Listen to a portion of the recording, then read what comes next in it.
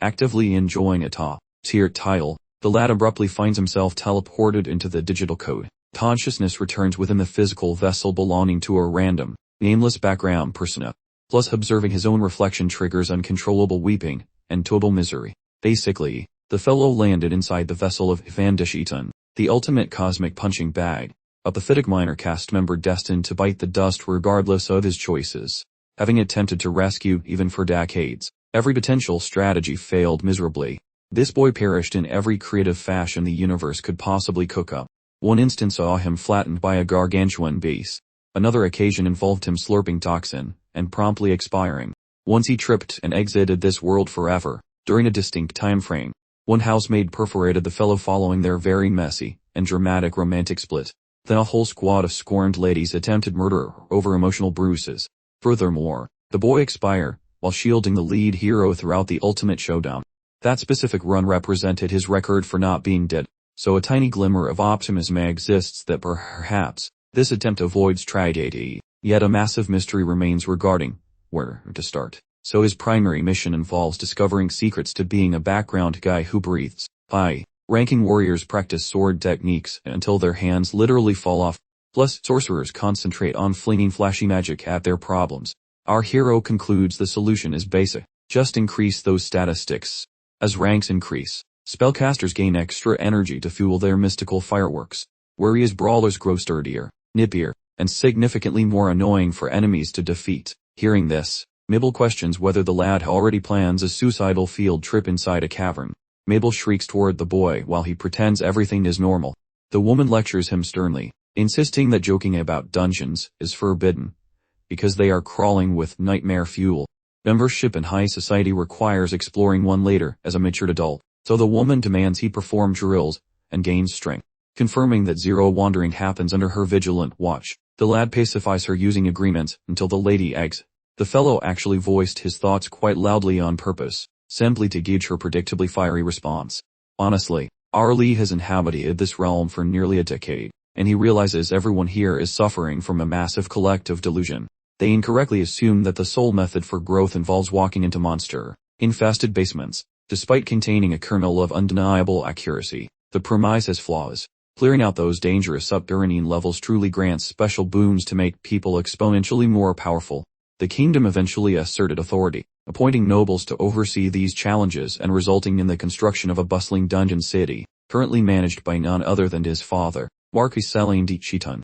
It is entirely accurate that successfully navigating dungeons will raise a person's level significantly. However, even possesses insider knowledge regarding alternative methods for achieving true strength, particularly if he applies the specific techniques he learned from his past gaming experience. Mabel catches his words and curiously puzzles over exactly what he is implying.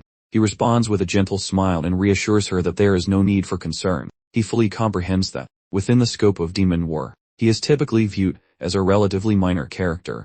Yet the reality remains that he possesses one of the most charming personalities in the entire cast. He admits, with a touch of melancholy, that his smiling days might be limited since he understands exactly what catastrophe approaches. That seemingly innocuous expression of joy could actually cause significant complications further down the timeline. A simple, carefree grin might actually attract peril, and he absolutely refuses to activate any potential death flags. Pushing aside those worrying thoughts, he directs his attention toward practical matters. Even has just confirmed local perceptions of demons, so now he must figure out how to survive. The first crucial step in his immortality project is leveling up. Consequently, he turns to Mabel and inquires about the precise date of his upcoming birthday celebration. She responds with the information that the big day is rapidly approaching, specifically next week. He subsequently instructs her to inform his father that he urgently requires a meeting before that date, explaining that he simply cannot delay further. To properly execute his strategy, he absolutely needs a specific item currently held by the Marquis, specifically, the elusive Mirasol's necklace. This particular item was actually the very first artifact found inside the Sheridan dungeon, and it became a permanent heirloom for their family line. Within the context of the game, the singular method for acquiring this necklace was entering into a binding pact with even himself. The real issue, however, centers on a particular event required to activate it, an event he recalls in minute detail. When our protagonist attempted to activate the Mirasol's necklace, he infused it with mana and cast the proper spell, which is precisely when the whole situation drastically went sideways. Without warning, Thousands of gelatinous slimes instantaneously materialized and completely inundated the surrounding area. While they were individually level 1 slimes, he possessed absolutely no knowledge regarding how to prevent their continuous appearance. He fought off the gelatinous horde as long as possible, but ultimately failed. The memorable scene where Ivan was completely swallowed by the endless tide of slimes subsequently became one of the most infamous events recorded in the game's history. In that precise moment of panic, he observed something extremely critical and valuable. When he was operating the main character during gameplay, he successfully eliminated one of those particular slimes in an effort to protect Ivan. Then the virtual interface flashed a quick alert saying he acquired a solitary glob of XP. Right then, he figured out those wobbly slimes popped from his jewelry actually drop sweet juicy stats. This is not that typical floor climbing grind. These XP points beef up a person's fundamental cosmic soul essence. Within digital realms, every blink or sneeze generates a result, and nerds usually label this phenomenon the classic gamer grind. If folks bash goblins or just sweat in gems, they stack progress by doing the same boring stuff repeatedly. Locals assume they are just honing crass, which is totally wrong, since they are actually ascending their mortal coils to a higher plane of being through repetitive labor, rather than just getting slightly better at swinging tools. Back when young Ivan was a basement-dwelling gamer, he spotted this specific core. Besides standard dungeon progression, he watched his soul stats climb, which he knew was a viable strategy, even though these soul levels crawl along like snails, and usually rely on whether a person was born with a brain or some muscles.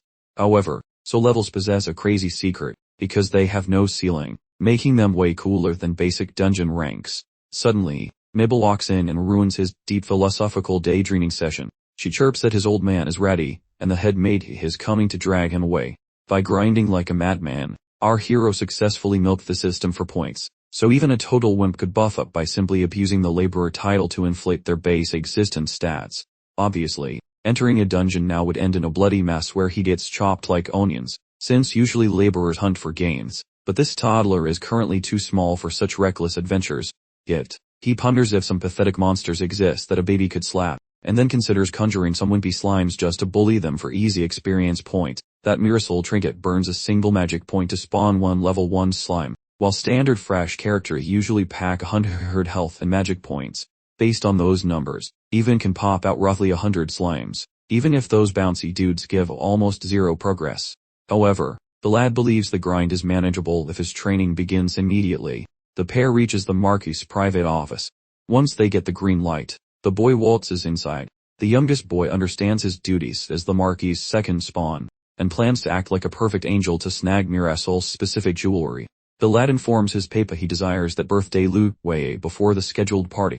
The noble asks about his haste, so Ivan insists he spotted a pendant before and must own it.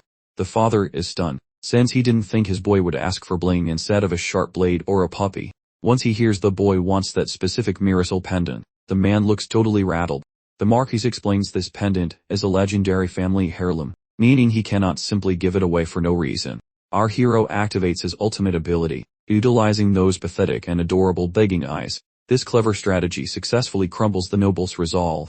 He weighs his child's desperate plea against the fact that, while the jewelry seems useless, it remains a holy family artifact passed down through ages. Suddenly the lad remembers magical trinkets supposedly pick specific messers, assuming Mirasol's jewelry officially swiped right on his profile. Consequently, the boy eventually acquiesces, opting to offer the shiny pendant as a celebratory gift for his anniversary of birth. At that juncture, the youth lunges forward to embrace his old man. The Marquis cautions the lad, mentioning that human bodies possess a strict capacity for carrying mystical gear without exploding. His father explains that while enchanted rings, blades, or chains exist, a warrior can only handle 5 active items before things get messy. 5 pieces represent the absolute peak of energy that a mortal frame can safely digest. The parent insists that when the youngster eventually upgrades to flashier loot, he must tuck this heirloom back into storage, as it remains sacred ancestral treasure. Our main hero secretly intends to surrender the trinket only after grinding enough experience to reach a respectable power tier. Realizing one cannot bully helpless puddles of goo for eternity, the youngster swears an oath to bring the item back later. Currently, the boy frets over monitoring progression, wishing for a floating digital menu to display soul stats and current progress bars.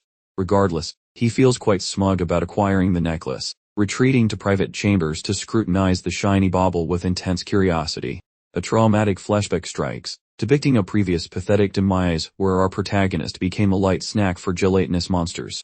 He notes his virtual counterpart blundered by triggering the relic prematurely, causing a magical meltdown that ended in a very messy disaster. However, this version of the character is upgraded, understanding exactly how to tame wild magic, conjure jelly beasts, and avoid pitfalls. He recalls the specific incantation, those very words that previously spelled certain doom, yet remains confident the outcome will change. Our protagonist senses a weirdly intimate bond forming between his own spirit and the cold metal of an ancient heirloom. While directing the shimmering stream of internal energy to concentrate within the palm of her right hand, a tiny glob of translucent jelly materializes right there. Regarding its facade, the blob pounces. The youth realizes these basic tier creatures only provide a minor itch of toxic discomfort rather than lethal doses of venom.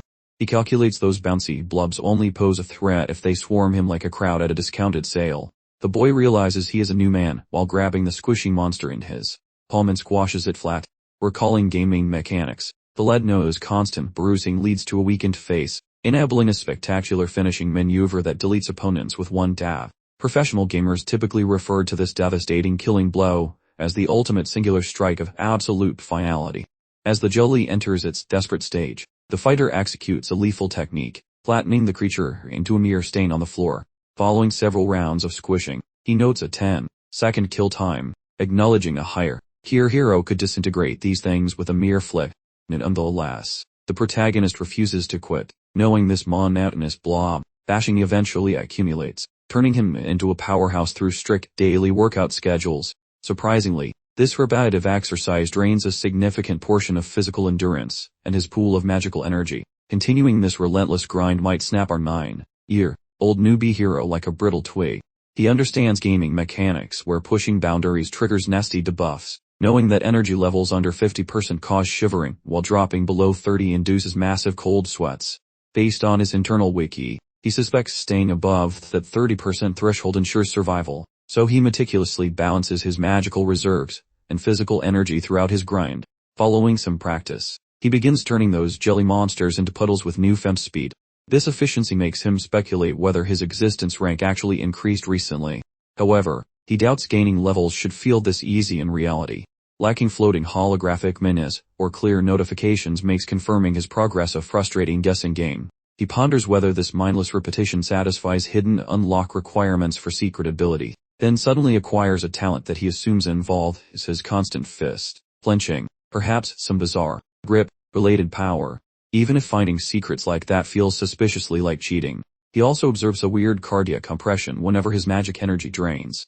Although his physical vigor lacks clear warning signs, he remains convinced that spamming these gelatinous monsters definitely places a massive, invisible burden on his underdeveloped cardiovascular system. The lad begins pondering whether Van, possessing minor character status, actually inherited superior lung capacity instead of raw sorcery, possibly being the primary reason why total fatigue has not yet dragged him into tiredness. A sharp epiphany strikes, because he remembers Ivan was originally a squishy magic user, meaning this high physical durability makes absolutely no logical sense whatsoever.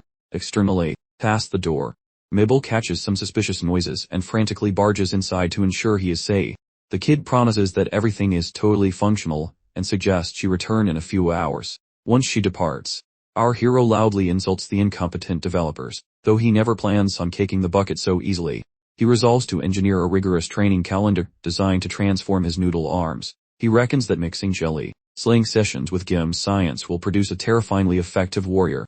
Furthermore, he intends to draft a massive tome detailing every complicated aspect of this reality, contrasting the basic version previously drafted. For this attempt, he intends to document creation myths, royal bloodlines, messy political scandals, and the precise coordinates of every single shiny treasure chest hidden across the digital landscape, plus juicy personal secrets regarding every significant individual currently breathing air within these borders. Having finished the title frequently, those specific facts remain sharp inside his mind. He aims to exploit every spoiler to dodge disasters while staying 5 steps ahead. Still, he acknowledges that real life often enjoys tossing curveballs that the developers ignored. Monitoring every deviation from the plot is his top priority because he needs to spot the glitches in reality, which remains his only prayer for anticipating the chaos ahead. His internal alarm bells are screaming since a potential disaster might be lurking right under his roof, forcing him to sneak around like a cat on a hot tin roof. His actions currently focus entirely on not dying, The kid finally drafted a workout regimen designed to turn his noodle arms into something slightly more intimidating, aiming for peak physical condition. Mixing video game logic with his own private survival guide, even crafted a master plan, and immediately dove into his drills to avoid becoming a tragic footnote. Mabel spins around to gossip with the crew, questioning if anyone else thinks the tiny boss has started acting like a completely different person recently. She highlights his new habit of barricading himself inside his bedroom, strictly forbidding anyone from disturbing his mysterious and likely very intense brooding sessions. A fellow housemate observes her coworker getting a bit too worked up, advising her to keep her cool before she accidentally talks herself out of a paycheck. The kitchen lad reminds her that while being friendly is cute, getting too cozy with the boss usually ends with a pink slip and no severance. Another staffer chimes in to confirm that she also senses a very weird vibe lately. Their little troublemaker, who previously treated the mansion like his personal prank playground, has gone suspiciously silent, leaving the estate eerie and peaceful for once. Then the lad recounts spotting the master in the garden looking like a confused flamingo, striking odd poses that vaguely resembled some sort of rhythmic gymnastics. The maid remembers seeing him obsessively flexing his hands, while the boy figures it is just one of those bizarre juvenile habits that confuse every adult. Poor Mabel remains a nervous wreck, utterly certain that Ivan traded his personality for something else the moment he recovered from that fever. Her coworker tries to quiet her. Meanwhile, the boy cautions that her dramatics might get her fired if she doesn't pipe down, but his warning is interrupted. A frantic staff member suddenly crashes through the dining room doors while the group is busy gossiping. He is wheezing heavily. He gasps out the news that their tiny lord just pressed a literal rock from the flower beds. The skeptical boy scoffs and suggests that the messenger is probably hallucinating. The frantic guy doubles down, swearing the rock was too heavy for a child even if it was small, especially since the master called it a dumbbell, a word the unfortunate fellow can barely utter. Upon hearing the crazy news, Mabel tries to sprint toward the garden to check on her little master. Her friend manages to snag her arm, preventing her from running off like a headless chicken. The boy asks the messenger one more time if he is seeing spirits, but the man swears on his life that the feat actually occurred. Mabel wiggles like a fish on a hook, yet her colleague refuses to release her grip. Ivan is currently visiting his mother, Reading deep. As the former first lady of the Shitun household, she relaxes while enjoying a cup of hot tea. She scolds her child quite gently. She asks what on earth has been occupying his schedule so much that he forgot his dear mother likes her afternoon tea with a side of conversation. He claims he is just studying ancient junk and doing squats, and she immediately guesses he is talking about that legendary soul necklace his dad gave him. Mom feels quite bewildered by his fitness routine, considering she figured he was destined for mystical wizardry. Instead, the lad insists that every soul possesses a unique calling, and forcing an awkward mismatch creates a buffet of sadness for both performers and spectators alike. She allows him total freedom for now, given that his schedule will soon explode into a chaotic mess once the next year arrives. Right then, the small aristocrat realizes that stuffy high society training officially commences at the ripe old age of 10. Within 12 months, he faces a mountain of subjects including aristocratic heritage, various tomes, complex arithmetic, and global maps, as well as blade dancing and mystical arts plus every other essential skill a proper fancy lad requires. Mother mentions that being a Sheridan in this monster-infested burge carries weight, meaning he must eventually assist his elder sibling in running the family's chaotic empire. He gathers she means he must brave the dark pits once he grows up, which shocks her because he already seems to know the family secrets. Naturally, the boy is well aware, mostly because that exact situation caused his previous pixelated demise during his past life as a gamer. He vows to hit the books like a scholar later, but she suggests he plays around now before his free time vanishes forever. She tells him to go roam the streets, even if the neighborhood looks like a total disaster zone following that recent monster breakout incident. Ivan nods politely while secretly plotting to squish every slime in existence whenever the grown-ups look the other way for 5 minutes. Having 12 months remaining, he intends to dominate his current workout and launch his next grand plan for never-ending life. However, reaching that objective requires finding a specific individual who perfectly fits his weirdly ambitious and slightly terrifying agenda. Returning to his quarters, he examines his cheat sheets, reviewing all those overpowered demigods he met during the game's mid-tier noble questline. He ignores the poison poker and the crimson sorceress despite her gorgeous looks, mainly because their current locations are a total mystery to him. Suddenly, his vision focuses on the legendary Mute Warrior, a mythical powerhouse whose stats essentially shattered this digital realm. Much like our main star, he remembers how the Quiet Fighter was a lethal duel blade enthusiast who vanished into darkness and murdered beasts without making a single peep. Unfortunately, The mute warrior and his divine pals shared some incredibly miserable destinies. Our protagonist feels certain he can rewrite the quiet guy's tragic life script as well. That slayer first resided inside Shurtem's walls, became an orphan after a massive dungeon explosion wrecked his life when he was a mere 9-year-old child. He got shipped off to some overseas sellswords and didn't discover his inner magic until he started crawling through monster pits, while the tiny lord ponders the details of the catastrophic monster eruption. He recalls his mom saying the local area is currently patching itself up after the latest underground jailbreak. This implies the mute warrior, an absolute legend among high-tier characters, is likely wandering around the very streets at this moment. While resolving to locate this mysterious person, he approaches Mabel and declares their immediate departure for a serious spending spree. Seated within the horse-drawn transport, she remains completely baffled. Mabel wonders about his shopping goals, since the streets look like a giant monster food fight occurred recently. The lad casually mentions shopping for a living person, making Mabel lose words. The boy breaks news about visiting the local flesh auction. Sunrise hits a very messy, broken neighborhood.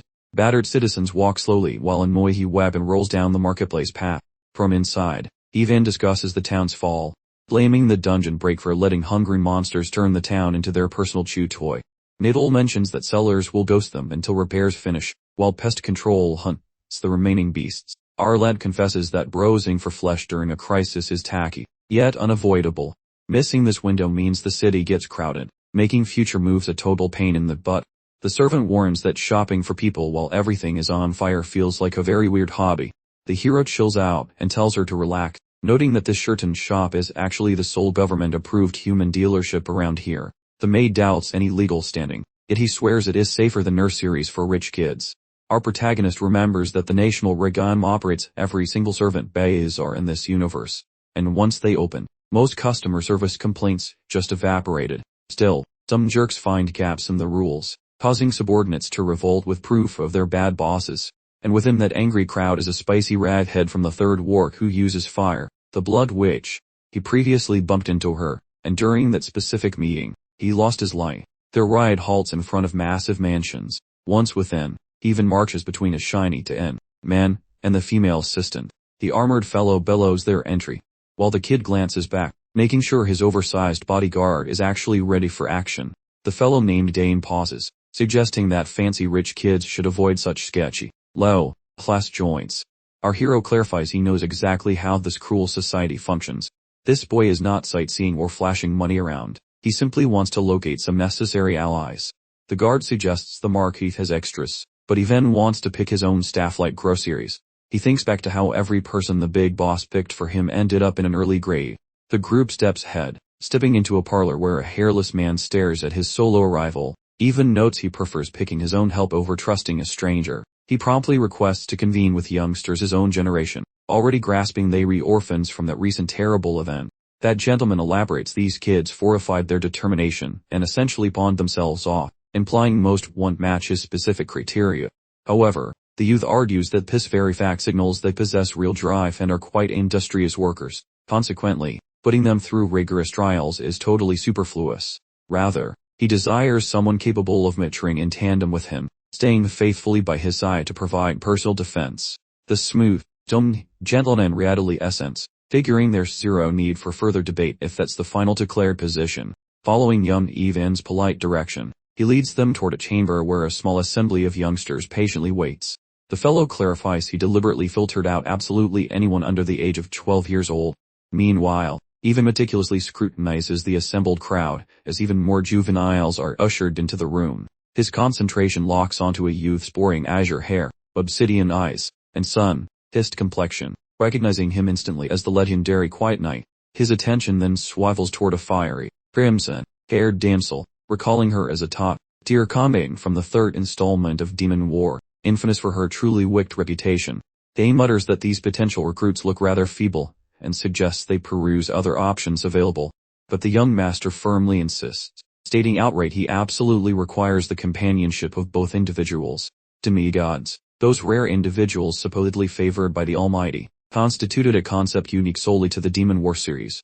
They surfaced abruptly as a fresh subset of humanity, characterized by inherently frail physiques, and notably sluggish physical development. This unfortunate reality consequently convinced many observers that these beings were inherently substandard stuff. Nevertheless, A select few within that lineage managed to ascend to truly astonishing levels of might. The very ones before him represent the pinnacle, the notorious Blood Witch and the Silent Knight, icons of their kind from demon war lore. These demigods managed to surmount their naturally weak bodily constraints by aggressively mastering the practice of dungeon leveling. When they successfully attained a new tier within a perilous dungeon, they absorbed twice the divine benefits a standard human would receive, with deeper progress yielding exponentially greater rewards, allowing them to reach heights unreachable by mere mortals. Despite this potential, most demigods struggled intensely just to breach the initial levels of any dungeon. Often, the majority perished before even seeing the 5th floor. It truly meant that the vast majority had to be sacrificed, so that the worthy few could reach supreme power, leading even to conclude that everything appears satisfactory now, promising never to let them perish, since they now pledge service to him. The closely shaven gentleman offers a regretful apology, noting the asking price is merely half of what others command, and accepting it might create unnecessary friction with the Marquise. Our young hero retorts that he has zero inclination to haggle over their value, and firmly intends on taking both of them away. Even boldly announces his decision to claim both children, having previously instructed the trade overseer to immediately forward any youths matching his precise description, a request the man agreed to keep strictly confidential. With this development secured, he feels quite optimistic about discovering additional promising demigod prospects in the near future. He pivots to face the pair squarely, studying both their expressions with intense scrutiny. He vividly recalls their utterly ruthless drive in the video game, the chilling way they struck without the slightest moment of hesitation. Truly, there was zero available time for these children to pause and grieve the terrible loss of their respective parents. Our main character kindly assures them that he intends to be a non-intrusive companion, merely inquiring about their given names. The crimson-haired girl falters slightly, pondering exactly what his current meaning behind the question might truly be. After hearing the prompt again, she gave a side glance and introduced herself as Bayu, explaining that only her mother was allowed to use the nickname Lua. He acknowledged her name, then quickly expressed his hope that they would soon be close enough for him to skip straight to Lua. The other young man, not to be forgotten, introduced himself as Shine. He recalled meeting Balua when he first arrived at the slave market, confessing that this was the very first time he had actually heard her name. Ivan recognized the name Shine, noting the deep irony of it when contrasted with his Silent Knight in game character concept. He presented himself as Ivan D. or Sheetan, then generously extended an invitation for the two new acquaintances to get along with him. Shine hesitated slightly, then raised his hand to request permission to ask a question. He wanted to know why Ivan had wasted money buying defective products like them, to which the Marquis' son retorted that Shine should know the answer if he was truly his peer. Shine pressed further, questioning if he had purchased them simply to mock and play with their feelings. Ivan fell quiet, letting his gaze drift between the pair, a signal that the fun part was over. He began to speak of the unfairness inherent in the world, directing his comments primarily towards Shine. The young man admitted that he comprehended the harsh nature of reality. Ivan reminisced about his own good fortune, having been born as a Marquis' second son, which allowed him to live a life of carefree happiness and comfort. He added that it would be shocking if someone like them were to receive such fortune, which prompted Shine to admit his own upbringing was full of hardship and poverty. He confessed that his body was weak and worthless, then demanded to know what kind of blessing Ivan could possibly be referring to. The protagonist replied that the blessing was talent, specifically an overwhelming level of talent that both Shine and Baloo possess. Shine accused him of playing games, but Ivan countered that ignoring him for the moment might make them temporarily feel better, as he followed up by asking if they would truly ever be satisfied. Baloo then asked what talent exactly he was talking about, and inquired if she also shared in this supposed idea. Ivan confirmed that both individuals possessed this talent, which was specifically the ability to become stronger. Baloo remembered a time when her mother apologized for having given birth to someone as weak as her. Shine expressed understanding, noting that his mother had felt exactly the same way about him. Our protagonist dismissed the mother's pity, explaining that their talent was simply difficult to recognize immediately. Shine pressed further, asking how Ivan knew about it when even their own parents were unaware.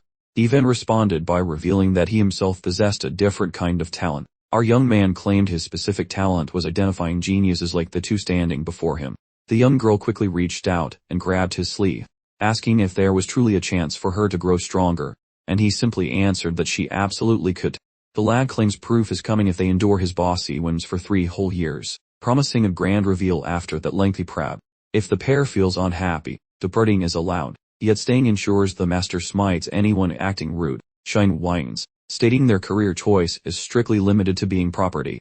Instead, the lad gambles his noble status, requiring absolute loyalty should he fulfill those wild claims.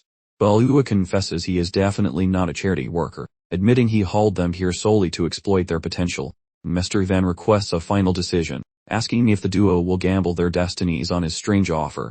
Chained in a quiet dungeon, the lad vows to avoid a pathetic demise, while the last nods along with equal stubbornness. Master then queries if the duo will bet their entire existence on a mere toddler. The tiny duo sits quietly, until the lad bows, deciding to believe in this strange master despite a lack of snacks. The lad remembers his parents constantly saying sorry for being pathetic, a truly depressing bedtime story. He vows that within 3 years, the duo shall appreciate their ancestors for those spicy, courageous genes. The last starts leaking from her eyeballs while the small fry grab him like Velcro. The bossy maid catches them and screams for backup like she found a spider. She demands the grubby runts get scrubbed down and inspected for contraband. Outdoors, the steward wonders how the tiny lord plans to exploit his new minions. The lad coolly mentions they shall just be his fancy helpers during this phase. Eventually he will drag them into terrifying monster pits to get chewed on. Steward Dane doubts this logic, yet the small master already committed to his reckless future. The man marvels that someone so small convinced the pair using highly professional manipulation. The servant begins lecturing about youth before the master interjects, claiming his statement contained zero falsehoods. Extreme power is guaranteed, and after 3 cycles the man shall witness their incredible evolution. The guy agrees to follow, suggesting they head indoors while he readies the tiny recruits for their new chores. Afterwards, the master says hello, but the other boy remains completely mute. The orphan eventually chatters, remembering the earlier deal regarding a payment if they demonstrated high skill levels. The boy puzzles over their roles, questioning if they are just glorified room cleaners forever. The pin-sized boss explains he solely requires a single favor from the duo, serving as his miniature muscle squad. The pair echo his demand, so the noble gestures at his chest to confirm. The lad argues they are tiny humans, but our hero promises they will soon possess massive muscles. He demands they utilize those feature muscles to keep his own skin safe. Those two basically become his permanent shadow puppets, sticking like glue minuscule hours, shielding him from any clumsy mishaps. The edgy kid wonders if some massive disaster is lurking around the corner just waiting to jump out, praising the boy for having a brain. He admits trouble is definitely brewing, making their presence absolutely non-negotiable. The small lad starts pondering his destiny quite loudly, since the mini-boss clarifies this workout routine is top secret, strictly for their eyes only, no paparazzi allowed. That female mentions wanting a go, so the master identifies her using her specific title, promising her she will eventually pulverize beasts that make these look like adorable little fuzzy kittens. Now that he spilled his guts, he invites them to disclose their own deep, dark desire or shopping lists. Both kids mimic his phrasing once again. This kid explains that keeping him alive means he is legally bound to satisfy their every whim, announcing his status as the Marquis runner-up successor. That wealthy brat claims the sky is the limit, even when requesting piles of shiny gold. Grand titles or total liberty are available, so the master begs for a reveal of their hidden desires. Mimicking the leader with intense vibes, the kid announces his ultimate goal is to go on a killing spree. Every single beast. The kid screams his plan to erase every foul creature from existence like a furious vacuum. This tiny demigod likely swapped bedtime stories for beast, dating manifestos during his toddler years. Back in the digital world, he was already a furnace of pure rage directed at those ugly creatures. Meanwhile the shadow locks eyes with his boss, who promises to make those violent dreams a reality. It is non-negotiable, he claims, because leveling up requires diving headfirst into those creepy, dark monster pits. The lad falters, expressing a massive terror of perishing since those current skills are totally pathetic. The leader's voice stays cocky while promising that following orders perfectly ensures nobody ends up as worm food. The lad remains quiet. However, if this journey lets him wreck those beasts, he will bet his entire life on the venture. The boss nods immediately, telling him to go nuts, while the boy gives a solid thumbs up. Then the little noble pivots to Baloo, wondering what her own personal agenda looks like. During those digital days, this female represented a lethal threat against mankind. Not a beast or a fiend, but a magic user who blocked progress until users eventually assassinated her.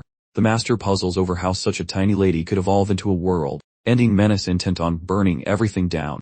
The girl confesses having zero clues, clarifying her fondness for not freezing, starving, or generally ceasing to exist anytime soon. She confesses a desire for power, though finding any other life goals is like finding needles in haystacks. With a tender motion, the boy lifts his palm to offer solace. The lad whispers her title, while clutching her small fingers reassuringly. pointing out her tender age of 7. He insists ignorance is bliss, and definitely not her blunder. Regardless of the mysterious solutions, he promises they will tackle the learning process as a duo. The girl nods, committing to the hunt for her own elusive purpose in this world.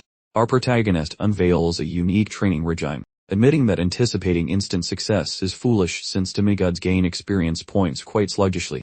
Their growth is turtle haste compared to mortals, yet he has already mapped out their complicated future.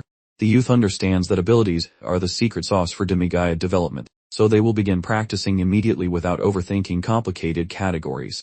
Because the primary goal involves getting B5 via skill mastery, as certain abilities provide immediate power boosts. These bonuses instantly boost stamina and magic reserves once the core concepts are finally understood.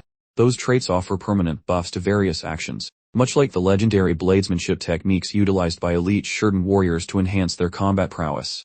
Those methods sharpened both steel and muscle, prompting our hero to hope their current lifting transforms into a comparable talent, sparking interest in the kids. The small pair tilts forward, questioning the effectiveness of such talents, while Even clarifies that multiple avenues lead to achieving true power. Acquiring talents requires focus on 2 specific strategies, starting with mindless repetition until the body remembers the motion. Once a move becomes a personal asset, that subsequent route involves joining a prestigious organization for further education. Studying their secrets for decades is key, so they will utilize both tactics to get ahead in this game. War era attendants possessed massive energy, because aristocrats gifted them secret family techniques, elevating their social standing significantly. He further explains, mentioning that prestigious lineages own the most broken abilities. The duo listens with their ears perked up in awe. They are quite fortunate, because the Shurden Marquisate possesses elite traditional talents, which serve as the premier standard across the entire realm.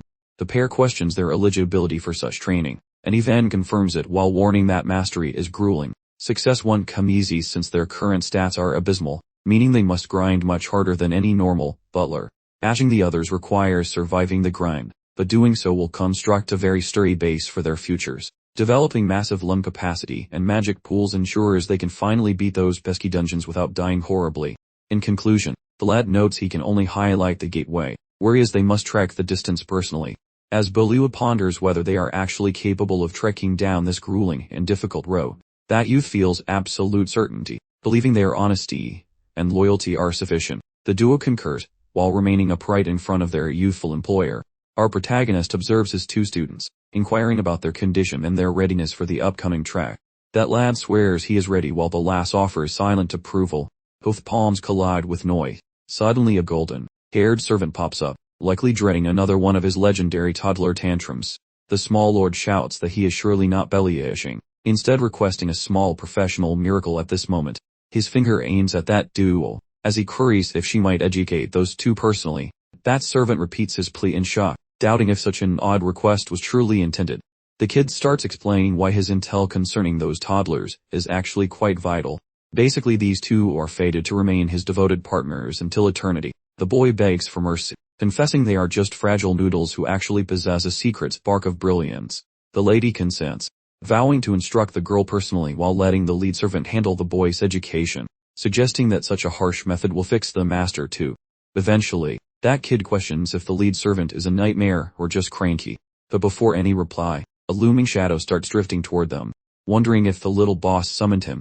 Our protagonist realizes he might use his precious features once more to fool the senior into guarding Shine. Throwing away every bit of personal honor, the boy squeaks a plea toward the servant while grinning falsely. Simultaneously, the lad envisions vivid memories of scorched structures and folk yelling.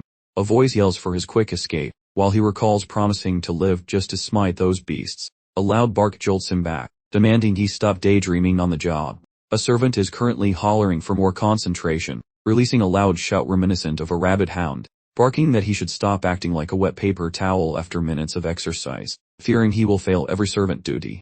That fellow then rushes onward, preaching to the youth that endurance is vital for anyone serving the famous Shurden lineage correctly. The man cautions that dull academic studies follow immediately, thus the boy needs to conserve his strength. Before that official offers a brief 10-minute intermission. That employee says that observing maturation is comical, then Even arrives to concur regarding the awful cardio, while highlighting the youth's diverse skills, possessing excellent instincts for his years, keen wisdom, plus an unyielding grit to finish every task. He resolves to ramp up the agony, promising he has plenty of magical band-aids for any broken bones. Suddenly, an attendant arrives to say the big patriarch demands a chat, hence the little boss obeys and walks inside. From inside the study, the Marquis expressed genuine concern that the boy hadn't stepped outside in recent memory. The young fellow quickly explained that he was thoroughly occupied experimenting to understand the necklace's hidden powers. The Marquis listened attentively, cautioning him to avoid accidentally blowing himself up during the process. The Marquis then revealed that the artifact was a growth type, designed to strengthen alongside its chosen user. He elaborated that specific requirements must be met for it to gain new abilities, admitting he hadn't known this until the necklace accepted its owner. Now he pointed to the jewel for the boy to see, asking even if he noticed the soft green luminescence radiating from the center. He clarified that once the entire ornamentation achieved a complete glow, the artifact would level up, and since it was already demonstrating activity, the process wouldn't be prolonged. Our protagonist recalled that no one in the source game ever bothered with this necklace, so he never considered its potential for growth. He started wondering if leveling up would also make his slimes tougher, worrying about them potentially becoming too strong for his bare fists. Dying to a slime would be the height of humiliation. Yet, he absolutely couldn't bring himself to stop training against them. He ultimately dismissed his anxieties, concluding that a leveled up slime was still, fundamentally, just a slime. Afterward, the Marquis brought up Evan's extensive recent spending on new servants. He asked if the decision was based on simple charity. Evan promptly replied that his choice was actually driven by absolute foresight. He fully believed those two would develop powerful skills and protect him, which is why he assigned them to the head butler and head maid for training. The Marquis accepted Evan's conviction, but firmly warned him that the new staff were solely his responsibility, not the household. Evan readily agreed, declaring with determination that those two were already part of his inner circle. A full 3 months quickly sped by. Shine stood proudly in a new servant's uniform, facing his young master for inspection, while Balua was similarly presented in her maid attire. Evan meticulously inspected them under the watchful gaze of the head butler. He commented that while their overall state wasn't flawless, their stamina was now comparable to the others. The young master questioned exactly how hard they had been pushed during training. He recalled that newcomers unfamiliar with internal energy are typically weak, and require roughly 3 years to properly adapt. While these two had somehow achieved that level in only 3 months, he stated firmly that if they failed, the fault would lie entirely with him, not them. The girl added that she had put forth tremendous effort to succeed. The butler then suggested they reduce training to half a day, and dedicate the rest of their time to serving the young master. Evan agreed, explaining that keeping them nearby was precisely his calculated intention from the very beginning. He hinted at another grand scheme he had brewing, prompting his butler to promise immediate preparations for whatever madness was required. Soon afterward, a very large box was delivered to the area. The young noble unveiled a decorated book, declaring it a unique advantage that only he possessed. As he opened the container, he decided that the very first items they required were twin daggers for Shine, and a specific lamp for Balua's use. Shine eagerly grabbed the pair of golden twin daggers, while Balua held the peculiar lamp. Evan explained that these were powerful artifacts, far from ordinary tools. He recalled how these items were tragically undervalued in the original game, but understood their massive true potential. To demonstrate their power, he suddenly dashed forward, spinning into rapid arcs with the daggers. The blades carved through the air, completely obliterating a thick tree trunk beneath their force. He then asked if Shine had managed to memorize the precise sequence. Shine enthusiastically replied that he had. Shine immediately recognized it as the fastest way to learn twin dagger skills. Eva explained that the technique was called beehive felling, which began by crossing the blades to block. The young master demonstrated the proper form by crossing the blades to guard, bending his knees as the swing flowed downward. He stressed the importance of perfect timing, because the motion needed to be cancelled midway to avoid any wasted effort. Shine quickly mimicked the movement, and even clarified that cancelling meant stopping the action mid-command for faster repetition. Even simply requested that Shine trust him completely, and replicate his lead. Shine nodded, tightening his grip on both daggers. He matched the rhythm, drilling the sequence relentlessly until his footwork sharpened, and the arcs snapped clean, maintaining the stance as he mastered the twin dagger basics within a single day.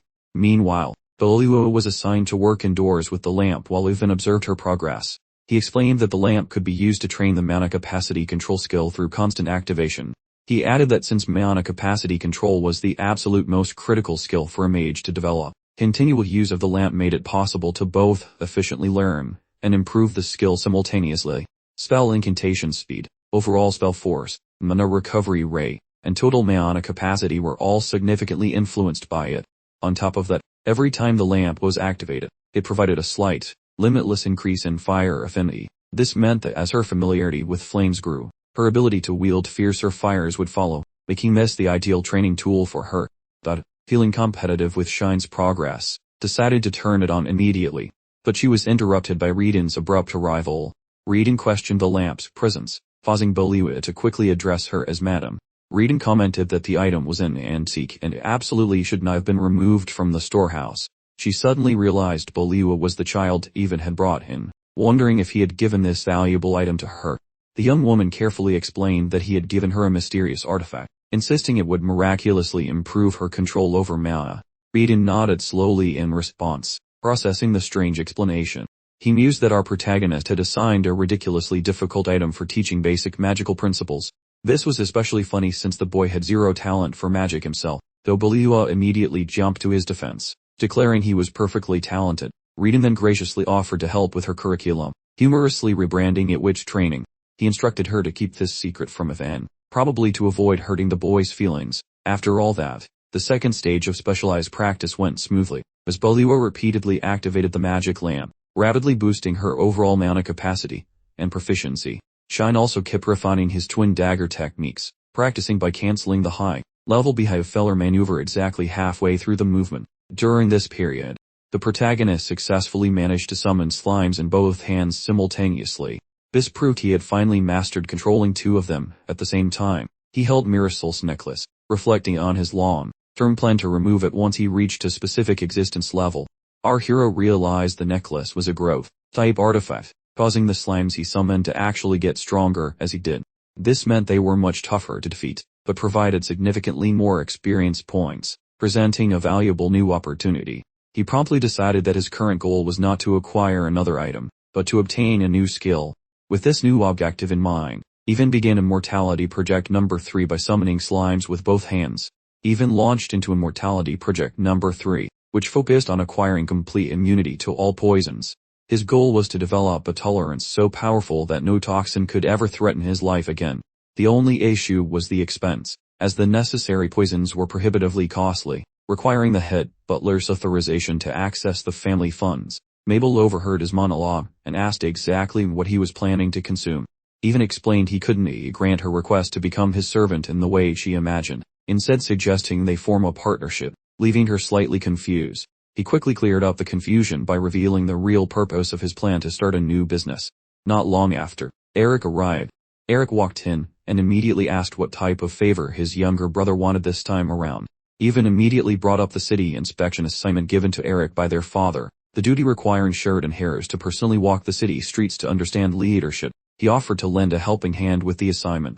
Eric agreed, and Ivan produced a lengthy paper, sliding it across the desk. Eric proceeded to closely examine the written notes, wondering if the information was just compiled from second-hand reports. Our boy assured him he had personally reached all the conclusions himself, prompting Eric to acknowledge their impressive accuracy. Eric realized the document meticulously recorded every significant event in the city from the last 6 months, complete with each incident's cause and consequence. Besides guessing what junk folks crave, plus fresh stuff, and brainless recipes involving stuff found in the yard. He even clarifies his dream of launching a tiny startup, scamming a weekly stipend, and finally figuring out where the pubs are. Big brother Eric recommends showing the scribbles to dad for permission. Facing an ancient lord, that kid reveals his strategy. Father quickly mentions that the pitch is way too bloated for a tiny shop, and warns the boy is incompetent.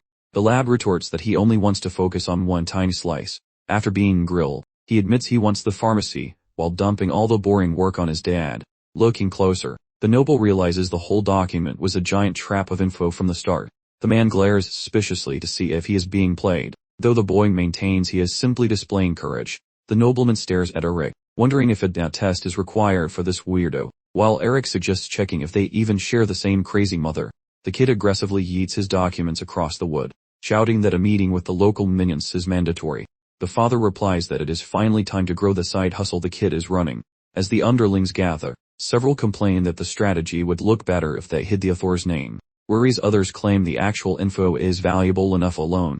A random guy asks why the boy likes pharmacies when they make basically zero profit anyway. The father agrees, remembering the boy's rant about how the medical field is dead, because greedy monks own the magic. Our hero argues that keeping the locals alive is actually the top priority. He mentions the church avoids fixing broken bones without holy magic, mainly to keep their donation boxes overflowing with cash. Consequently, only suicidal adventurers or rich snobs get any real help. Meanwhile, the average Joe just expires in line. He claims that actual drugs are the only way out during emergencies, and should the market mature by mass, producing cheap healing juice, they can slash prices and keep the ghetto residents from dying like flies. So he firmly announces his intent to forge ahead. Our patriarch responds decisively, vowing to gamble his own reputation on the project, and by doing this, those holy pests will be unable to mess around. The kid stalls, wondering if annoying the national cult is actually a smart move for their safety. However, the patriarch offers comfort, vowing to argue with the emperor himself if he has to, while shouting that they are doing it all for the citizens. The big boss greenlights scaling the enterprise, inventing fresh gizmos, and establishing a neighborhood drugstore. The boy offers a humble bow, yet his internal agenda stays exactly the same: to hoard every toxic plant on Earth and exercise until he is basically immune to death. Once the Marquis nods his approval, hammers start swinging, and the structure pops up like magic. Actual medicine makers are extinct around here since the church nerds hog all the land. Every intrusive nuisance makes the youngsters see, thinking back to that third cataclysmic brawl, where those idiots turned shrubbery hunting into agony, and caves into morgues, effectively mandating that the protagonists study brewing without assistance. He figures if you want something done right, brew the tonics yourself. Though selling drugs, as a tiny 9-year-old child might look slightly suspicious until a clever plan strikes. He plans to act as a lowly drugstore apprentice. He will act like a prodigy to gain trust while pulling strings from the shadows, conveniently using legendary formulas he memorized from his gaming days to look like a genius inventor. The servant returns, and the master asks for news, but the boy admits he failed, mentioning that he found a specialized scout to track down talent. An headed fellow enters clutching a stack of files. Our hero identifies the local human trafficking boss, who claims plenty of rural herbalists exist in the wilderness before sliding him a document of candidates, suggesting the boy pick his target wisely. Our hero glares at a single interesting candidate. 6. Deckhead, old veteran, Bernard Garcia. He barked in order to drag that specific geezer over immediately. Nearly half a wheat. The attendant leads the elder inside, where the grumpy veteran offers a very curt introduction. The hairless broker introduces a helper for the shop, a girl wearing a frilly uniform who says her name is Hannah. The attendant berates the geezer for being rude, but the elder barks right back. Then the young noble mentions his own name. The old-timer suggests he be called Grandpa Bernard. He gives props to the chrome-dumbed recruiter for his work before mentioning those mythical offspring while making sure the secret stays absolutely buried. The lad waves goodbye. Bernard, witnessing the unfolding spectacle, couldn't help but ponder if he was merely a babe in swaddling clothes after all. Even finally disclosed his birth year. This announcement invariably sparked uproarious guffaws, before the pharmacist, clearly exasperated, demanded to know his precise intentions. Under considerable pressure, the seasoned pharmacist conceded that offering assistance was an entirely different kettle of fish. He then cited hushed whispers suggesting this youngster possessed alchemical knowledge far exceeding his own comprehension, cautioning that severe repercussions would inevitably follow should such a boast prove baseless.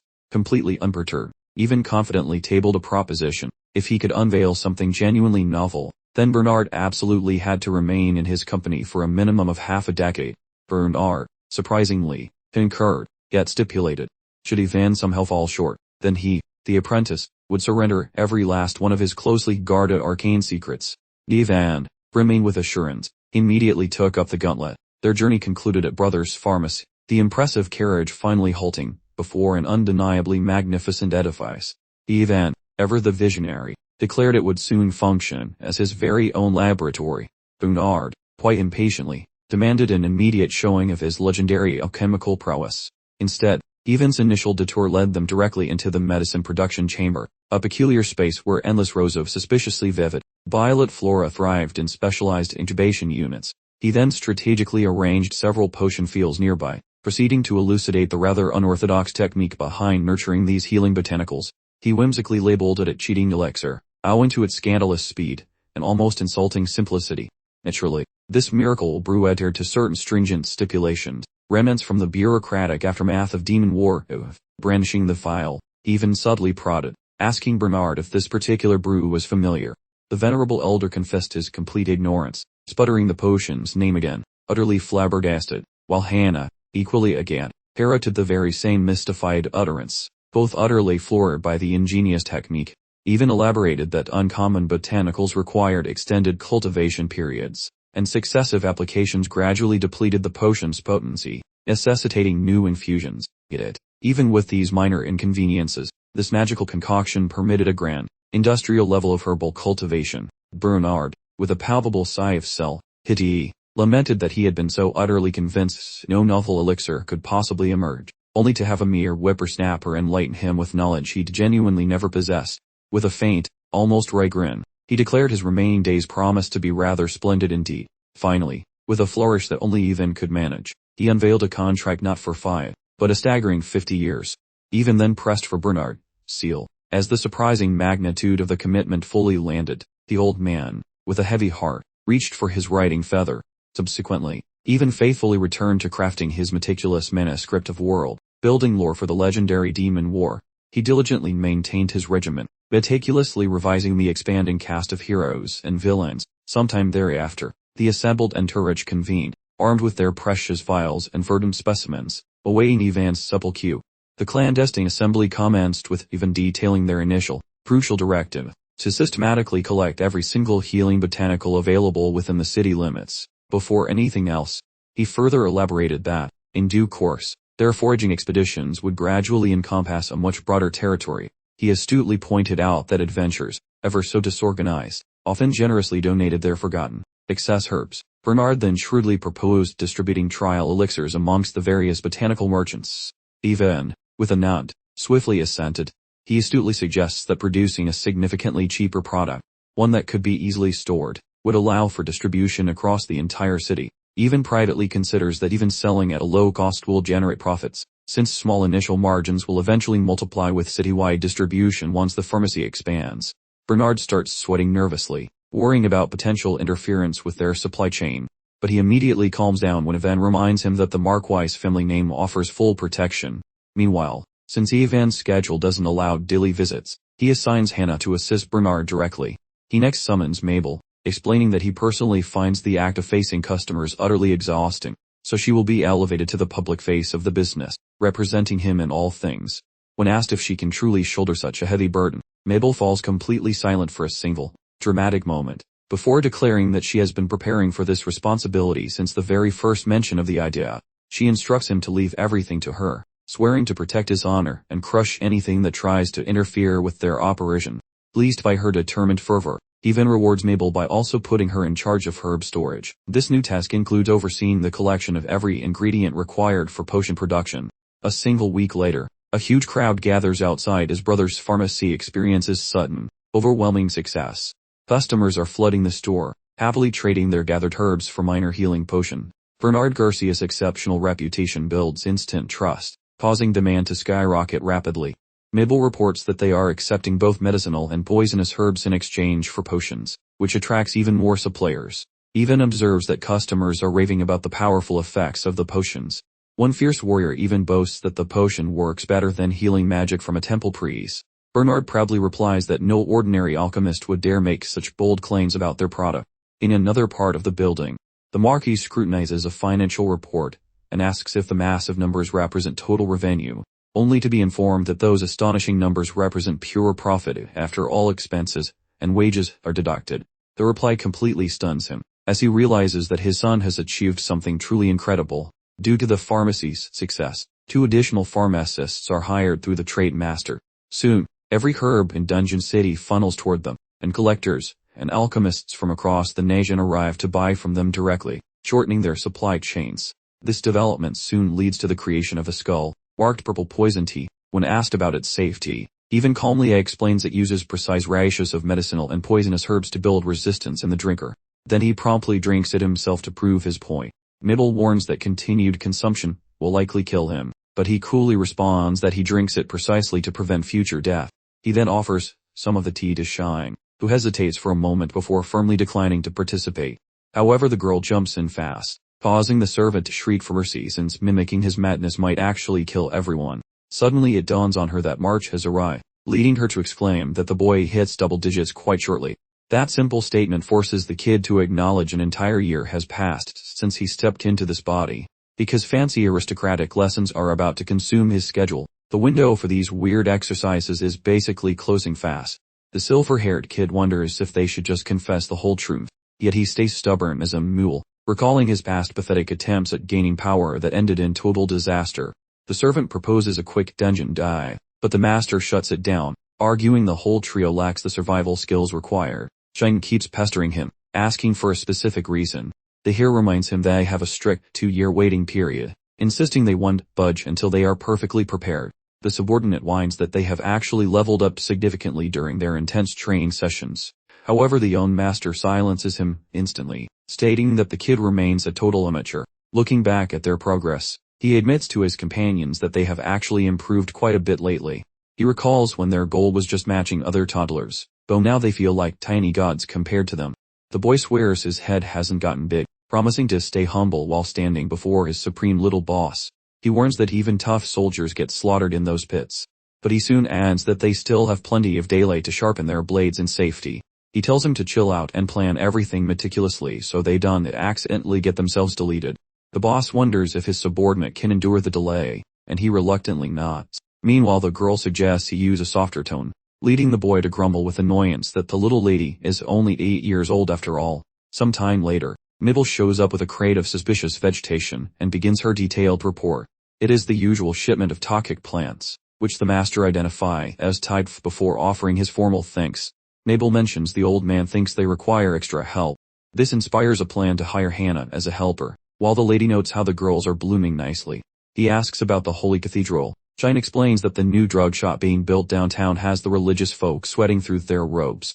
The woman states she already snitched about the situation to the lady of the house a while ago, while she asks if he still enjoys squashing jellies every single day. He dreams of popping gooey blobs before they can squeal. Abel, ever practical, suggested a magical artifact that bestowed an utterly inescapable on him. Flood grip. Shine, after initially dismissing the idea, then suddenly remembered a specific magical artifact. This trinket, apparently a strength booster and supposedly a cinch to acquire, was linked by Mabel to Demon War 3's infamous Bloodstained Fist event, complete with a stern warning about its ridiculously intricate conditions. As this particular recollection unfurled itself, Evan suddenly remembered a peculiar random event that always seemed to fire off whenever he and Shine got chumly close. This specific scenario, tied to Shine's ordained birthday, would see Evan presenting him with a pair of suspiciously blood-stained gloves, claiming they bestowed incredible strength. Accepting this dubious gift, however, immediately crippled him, making his attacks feeble, and his skills completely unresponsive. Predictably, monsters would overwhelm him, leading to his swift and unfortunate end, should he refuse them. He'd mysteriously keep the gloves, enter a treacherous dungeon, and still tragically fall when his magic utterly failed. Both choices, regrettably, ended in a thoroughly miserable tragedy. This curious artifact genuinely boosted strength, yes, but only after it was worn. The huge catch, however, was its power nullified any weapon, only granting enhancement when fighting entirely barehanded. Armed with this newfound revelation, he confidently decided the artifact wouldn't betray him against slimes, since he currently wielded no other armaments. Buoyed by fresh energy, he rallied the group, then purposefully led them out to begin their shopping spree, skillfully steering Mabel away from what appeared to be the primary mercantile establishment. He quickly explained the shop's artifacts were all cheap knockoffs, reminding them true dungeon explorers never sold authentic items in typical stores. Shine asked what happened instead, and even clarified explorers either kept these powerful artifacts for themselves, or they auctioned them at vast, secretive gatherings, or, regrettably, they ended up getting robbed by cunning rivals. Even emphasized that sheer temptation fueled every single one of these scenarios, much to Shine's absolute shock that such high drama could unfold over merely one trinket. Eden, however, nodded grimly, confirming that indeed, just one powerful artifact held the potential to irrevocably twist a person's entire fate. Shine proudly insisted this specific weakness would certainly not apply to him. Balhua wholeheartedly agreed, stating his particular class would never, ever truly change him. He even admitted it felt rather awkward to confidently boast about being uniquely different. However, he genuinely offered his heartfelt thanks. He then rejoined the group as they eagerly inquired about their next fascinating destination. With a renewed sense of resolute determination, he divulged that a handful of obscure locations still required his personal inspection, admitting he wasn't entirely certain if his elusive quarry still lingered there, finally pointing dramatically ahead and broadcasting their ultimate destination. As he spoke, Ivan, raising a cautionary finger like a seasoned professor, revealed a rather gruesome secret. Certain dungeon explorers actually attempt to munch on monster carcasses, completely disregarding the potent toxins they frequently harbor outside the dungeon. However, managing both such poison and volatile mana proves almost impossible. He added that only authorized individuals could consume them, while others secretly smuggled them out. He then mentioned a persistent rumor: eating mana-filled monsters purportedly made one significantly stronger. He quickly clears up the speculation, explaining it's just a rumor. Shine notes that if it had any truth to it, their generous young lord would have distributed some to them already. Meanwhile, he even proposes that ingesting poison might instead build up immunity. The maid cautions him against attempting such a dangerous experiment, but our hero quickly promises he won't, then clarifies that their current visit to the butcher shop has nothing to do with buying chops. They arrived at the aptly named Dual Blade Butcher Shop. The proprietor eyes them warily from behind the counter and demands to know who dares intrude. Even holds the stare, declaring that pointless formalities can be skipped since the shopkeeper recognizes them, and they recognize him right back. The butcher concedes he heard the rumors about this mysterious, well-dressed individual being far from ordinary, and seeing it now, he motions them inside. The butcher observes that a person of such obvious consequence wouldn't visit his establishment to trade or purchase sausages. Peering over the cutting block, the butcher asks outright if the visitor intends to capture him. However, the young lord ignores the question and directs attention to an object in his possession. He informs the butcher that this item holds significance far beyond what he recognizes, then prompts him to identify it. Even proposes to improve the man's standing in society in exchange for the artifact, but the butcher declines, feeling that faking ignorant is useless now. Even mentions he's encountered similar individuals in the past, cautioning that true power won't yield to someone undeserving of it. Our boy then brings up the butcher's forgotten ambition to become a chef. The revelation completely shocks the butcher. He then references the kingdom's special culinary certification for monster ingredients, proposing a recommendation for a career do-over in return for cooperation. The tension stretches in silence until the proprietor finally breaks and questions even about his true objective.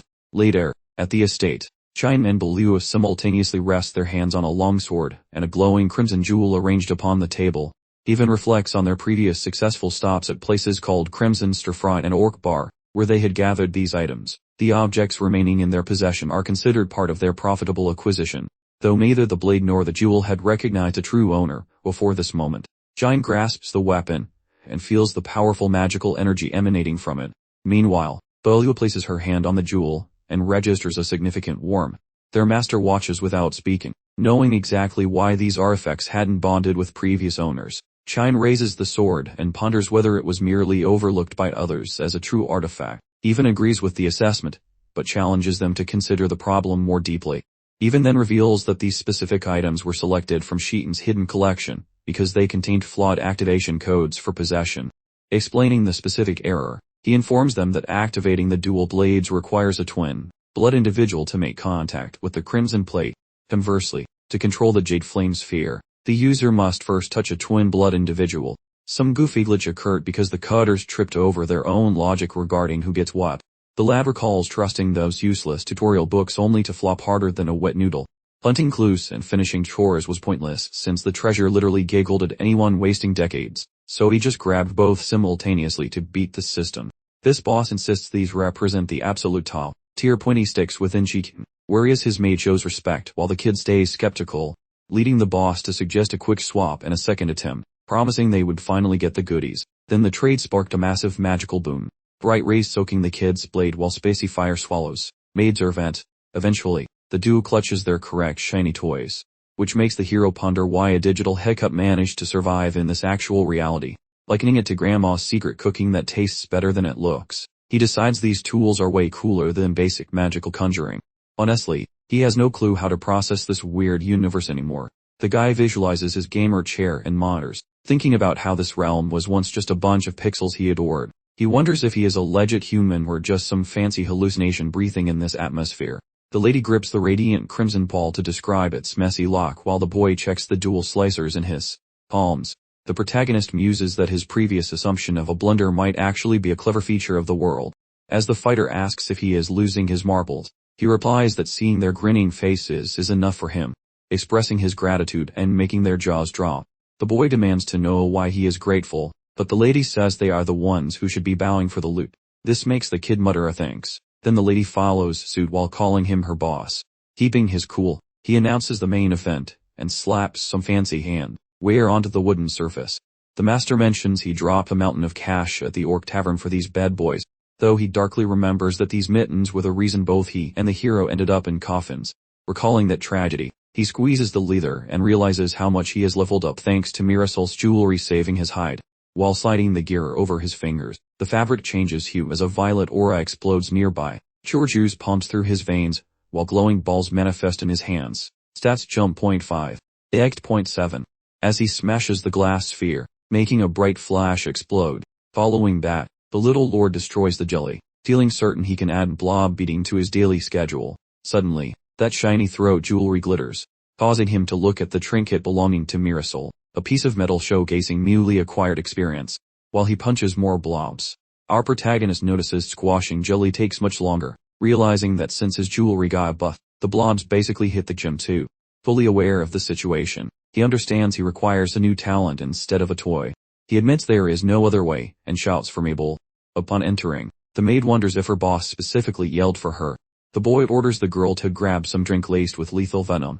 She brings the brew quickly, allowing him to remember his tummy deals with liquid garbage perfectly after years of spicy poison training. The lad gulps down spicy juice within those veins while choosing to practice that satanic slap. That terrifying ultimate move from the Great Conflict which deletes enemies by poking their soft spots, though most folks think it only ends fights. Our protagonist understands this secret ability works against monsters showing maximum vitality, assuming various requirements get satisfied, though studying such techniques remains an absolute chore for most mortals. Running some numbers, the kid investigates progress made, especially regarding rank disparities separating him from his victim. Unarmed swinging motions made possible by dirty hand coverings that nobody classifies as legitimate equipment. Monsters keeping their life bars filled via that mystical item hanging on a string. He mentions the final hurdle is the last requirement, where the foe has to be totally surprised.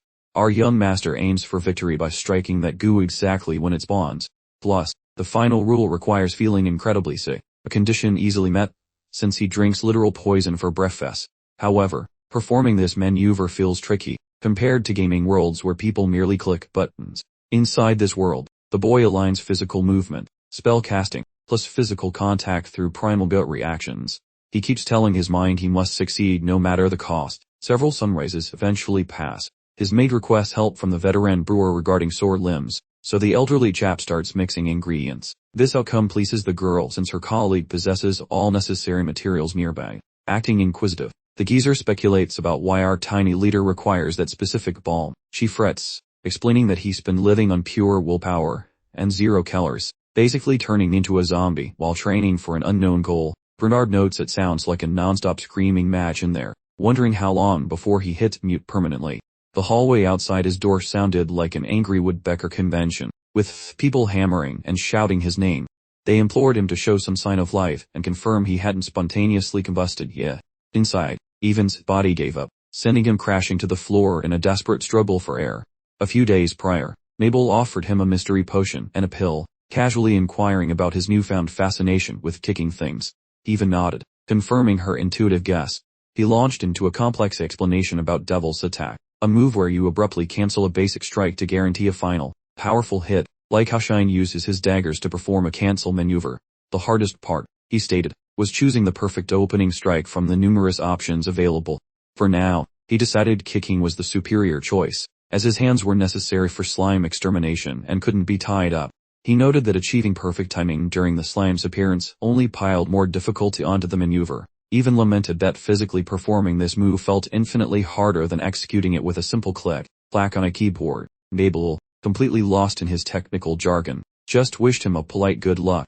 He offered his gratitude, vowing to pour all his effort into the task. When she offered to stay and observe, he politely dismissed her back to her chores. Returning to the present, a voice outside begged him to just stick his head out and prove he was still breathing. He internally swore that compromise was off the table, determining to master the Devil's Attack before he hit the double digits. He knew he wasn't going to be a background character casualty in this life. He even let out a final, desperate roar of exertion. Meanwhile, Shine dramatically pounded his fists on the desk, declaring that his patience had officially run dry. He confessed to being ignorant of the attack's true strength, but worried that his young master Yven was dangerously close to self-destructing. Balua answered with unnerving calm. She assured him that if Ivan genuinely needed this skill, he possessed the will to achieve it by himself. Elsewhere, Mabel sprinted down the hallway, balancing a precarious pile of health potions. She skidded to a stop right outside his door, noticing that the usual cacophony of screaming had abruptly vanished. Mabel rapped sharply on the wood. Reedon and the Marquis quickly arrived, shouting his name repeatedly, and the Marquis immediately demanded the master key. She explained that the door was magically sealed, only Ivan possessed the power to unlock it from the inside. Reedon suddenly recalled the significance of this specific date on the calendar. He wondered aloud if Ivan had finished his objective, reminding him exactly why this day mattered. Finally, the sound of movement echoed from inside the room. The door creaked open, and Ivan stepped out to face the concerned crowd. Reedon rushed forward with a warm hug, wishing him a happy 10th birthday while the staff watched in relief. Shine and Baloo shouted in shock, while Eric darted forward to verify that Ivan was truly in one piece. Following a brief quiet, the Ginger kid swears he feels fantastic and vows to avoid a coffin. That boy asks his father for a mystical seller prize, using his naming day and store gains as leverage. The scenery changes to a tiny shack, representing the next phase of his master scheme. A glass box holds some fancy ear rocks that sparkle like expensive crystal. An old teacher giggles with joy, shouting about how the lad actually possesses a brain. The youngster confesses that school remains brutal, even with a past life cheat sheet. He grumbles that typical isekai protagonists usually become super geniuses without even trying. Yet for him, basic homework feels like climbing a giant mountain. With the tutor leading, the lad fights against tangled bloodlines, global politics, and that confusing net of high society connections. Since failing this test might literally get his head chopped off. Flashbacks of the third demonic brawl show many ways to die because of snobby foreigners, making him briefly want to ruin his handsome face. But Mabel screams about its worth. That servant asks whether the lad lost his mind by only selecting those studs. However, the youngster demands the jewelry because it is his absolute favorite. Feeling thankful toward the genetic donors, he grabs the Frosty Peak jewelry to recharge his energy faster, getting ready for whatever disaster comes next. His workout hours keep getting longer. Plus the servant mentions the child reached the age for swinging dangerous blades. The youngster argues that he still lacks a favorite blade while those hand-wrapped remain stuck. This renders the limb jump, while the girl argues that raw power is vital to escaping dark pits. But he retorts that fancy folk should only worry about things that actually were. He settles for punching people in the face, while waiting for the perfect murder tool to appear. The boy thinks his skills are odd, thus promising to sample every unique item before choosing a specialty in 2 years. That Eagle-eyed leader called Michael watches closely. That push youth from Shurian bloodlines patrols the yard, demanding bucket-headed warriors who vow to shield this place. The boy nears, recalling that in the pixel world, this armored guy was barely higher on the totem pole than himself. However, the real dude seems extremely spooky. Our hero remembers with a shiver that Michael, bless his valiant heart, is destined to fall defending the Marquis clan when the Demon King's quartet of formidable devas inevitably crash the party.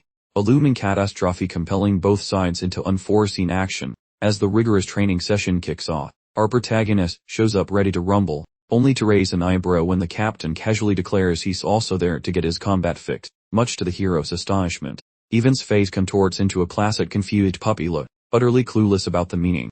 That is, until Michael dramatically rips off his shirt, probably for effect, announcing he's taking over Ivan's combat training personally from this moment forward. He then claps Ivan on the back, commending his dedication to fisticuffs above all else, though a flicker of surprise crosses his face that it's this particular lad. Our suddenly rather flustered youth attempts, with a voice bordering on squeaky, to clarify that a teensy-weensy misunderstanding has clearly occurred. However, the knight, puffing out his chest, grandly pronounces himself the finest instructor in the entire metropolis, possibly even the realm, and stands utterly unyielding to any protests, as Ivan stalls, courteously suggesting the captain's schedule might already be quite packed.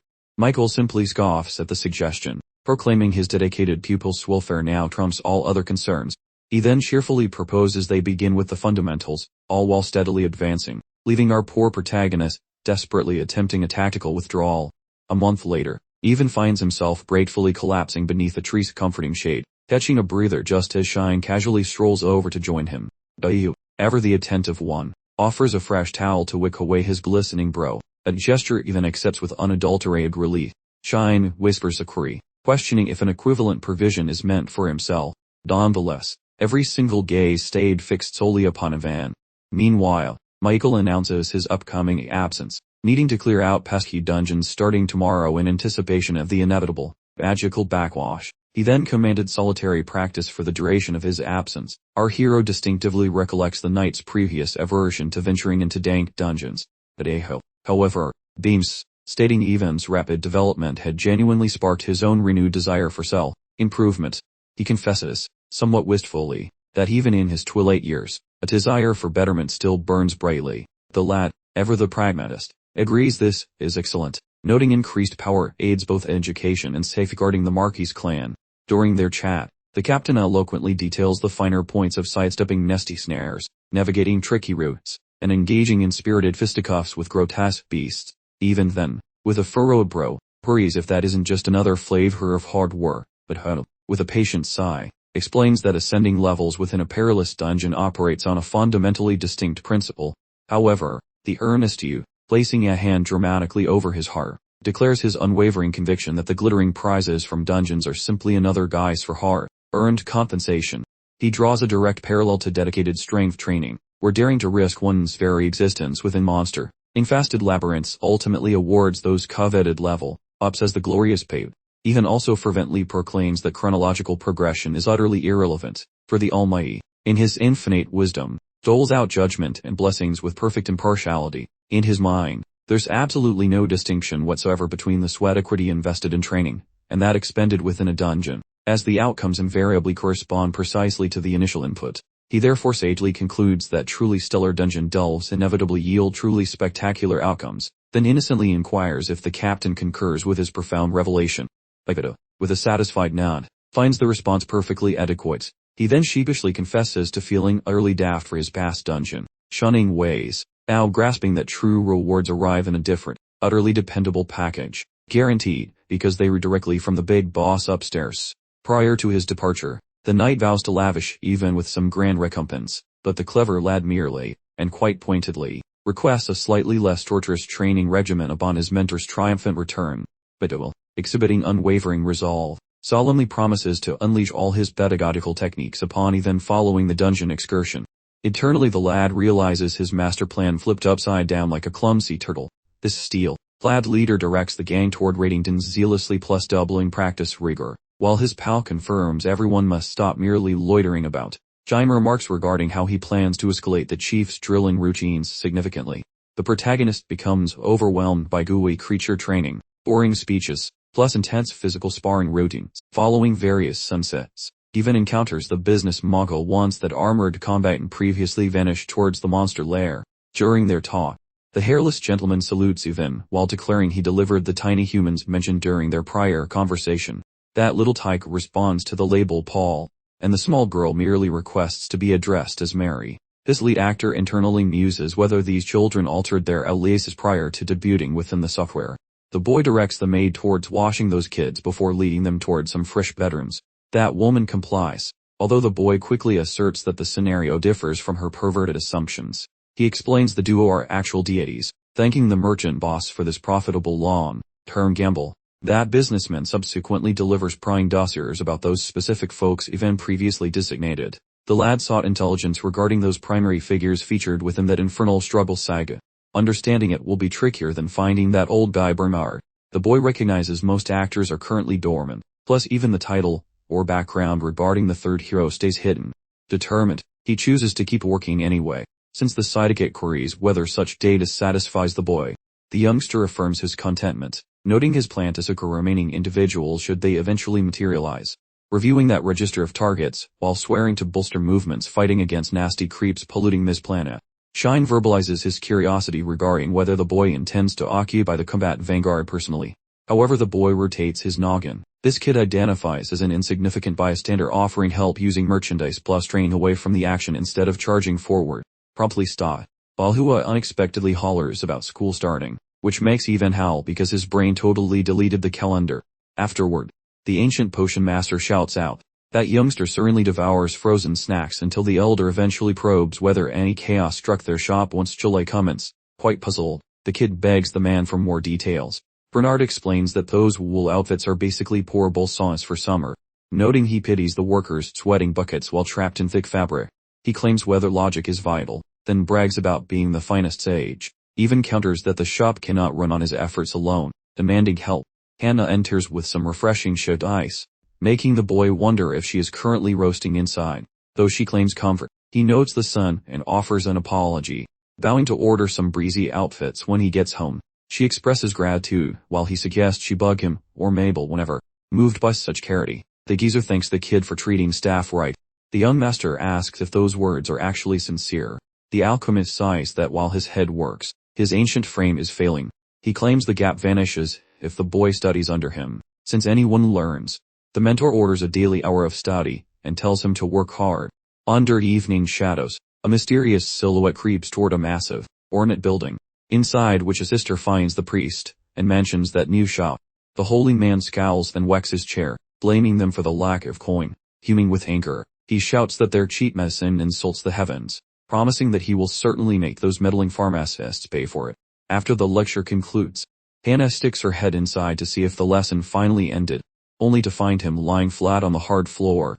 Bernard stares at the heat, and says he would tutor him forever. The hero quips that he might actually master this by age 60, then mentions he has better places to be before bolting away, though the master thinks the child might actually surpass him quite soon.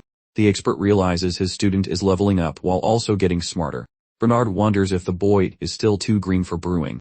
Hannah mentions her arrival was timed for when the shop finally quieted down. She mentions the Holy Temple is currently baiting people with free spiritual handouts. At the chapel, a sister informs the leader that the rival shop is losing traffic. He grins like a smug cat, claiming the world is finally correcting itself. This success is just a passing phase, she says, criticizing his dangerous hostility. Ethics are irrelevant, he snaps, whining about their empty coffers since the pharmacy arrived. He blames the nobility for stealing explorers, claiming his greed is actually a holy quest for the goddess. Don't poke that shop, the nun pleads, unless you enjoy starting national disasters. The man shrugs, resolving to steer clear of pestering the aristocratic household personally. Those pill shop employees are blameless, the lady claims while sighing deeply. He dismisses her concerns, claiming no deaths were intended, prompting her to scream that she is completely finished. Shortly afterward, the priestess is busy getting hammered inside a neighborhood tavern. The woman grumbles regarding her superior's artificial holiness, and his obsession with gold. Free blessings are a scam, she grumbles, since the low-rank minions do everything. Standing close, the main character observes her snacking habits, and proposes paying the bill. Hearing her name, Servina nearly chokes on her drink in surprise. She guzzles ale, sending choice insults toward her bald boss. While totally plastered, she rants about the clergy, wondering if quitting to become a private priestess for a wealthy count is a better career choice. He even proposes she joins his team instead, vowing to provide a bottomless budget. Notwithstanding his generous invitation, the woman confesses such a path is impossible. The boy inquires about her reasoning. The lady explains her personal pledge to transform the church into something respectable. He bluntly retorts that she is basically trying to repair a sinking ship alone. She admits defeat, noting she is already close to being fired anyway. Even recalls she was tossed out of the main church branch, deciding her termination might be beneficial. He considers how he already altered the fates of both Shine and Baliu. Maybe he can improve her miserable future, as well. He asks why she avoids seeking help when her own strength is clearly failing. Looking completely baffled, she tries to grasp his mysterious point. He suggests they sit down to dissect the real mess and find a clever solution. Sex. And even loiters near Dane, while eyeing the crowd like a hungry hawk, cautioning them about sneak attacks but swearing everyone is safe, reminding the group that since they were invaded here, the host is legally obligated to keep them alive. Dane insists every single pill pusher at the shop basically wears the Marquis crest on their forehead, and any punch to your face is like slapping the Duke right in his noble teeth. A confused staffer pipes up, and asks which idiot would actually try to mess with them. He then scoffs that it is totally obvious, pointing his finger at that holy bishop who is currently plotting our pharmacy's doom. Folks wonder if the priest lost his marbles by poking the Marquis, though the smart ones know that is precisely why we are targets. A clever guy links those free magical prayers to the plot, guessing they were meant to ruin our glorious profit margins. Our main man ignores the logic, claiming the reason is irrelevant since we already have a trap set for those religious goons. Bernard explains that several rookies have been brewing sketchy liquids using trash plants in their spare time. However, the juice is way too disgusting to put on a shell, at least according to his snob expert palate. He suggests donating these drakes to the slums for emergency use, promising to taste every vial, and threatening to ban any failure from touching a single leaf for an absolute eternity. The workers holler for the plan. but the push-in maker shuts them down, stating this is not a game, and will stop once the garbage bin is empty. Now focusing on the real jerks. Even mentions that leaving the building is like asking the church to jump them in a dark alleyway. Bernard argues they can use this bait to show how pathetic those temple guys actually are. The kid nods but insists on being super careful so those holy liars cannot worm their way out of trouble. The boy suddenly produces a few crusty scrolls from his pockets, showing secret papers from a mystery snitch that list every single armored goon planning to jump them tonight. He tells the squad to keep their eyes peeled and bring those idiots back breathing. He instructs Dane to leak the info to the guards, then kicks off the plan, and later, even trolls the crowd about free holy magic, claiming Shirton is paradise. Down in the gutters, a pharmacy grunt screams about free juice, and tells the locals to form a civilized line. The locals chug the brew and pass bottles to their little brats. Dine notes he never realized the interns produce so much John, enough to drown the whole neighborhood in mediocre medicine. A wrinkled lady praises the wealthy little boy, claiming that her heart stopped hurting the second she swallowed that magic swamp water while walking. Even hears Dane babbling about how much the peasants adore his pretty face, noting that acting for others is a great way to attract fans. Sir Shiny Armor promises the situation won't go south. Yet a noisy radio chatter rudely interrupts his heroic mood, screaming about some kleptomaniac trying to steal overpriced cough syrup. But cops tackle the burglar, while warnings about more shoplifters pop up. The big warrior acknowledges the hustle command, spotting that the baddies already started. During his nerdy analysis, the protagonist argues folks matter more than bricks, predicting allies are next. He queries if the warrior feels spooky vibes, though the tank stalls. That blade unsheathes faster than a hungry kid grabbing a cookie. They both swivel when a guy in a suspicious hoodie appears, glaring at the poor sap they want to shag. Our hero knows this guy, the old fan of the sneaky, a low-level boss rocking a magical invisibility blanket. The guard yells about doom, instantly acting. The thief announces his job is deleting everyone handing out free juice nearby. He mocks fancy ranks, mentioning that gutting the kid is just a bonus task. Sir Grumpy gets mad. However, the young genius processes facts extremely fast. Remembering that Bishop Creepy uses this hitman for permanent deletions, he expected foul play, alerting the staff earlier. Yet it clicks that the humans are the prizes, not buildings.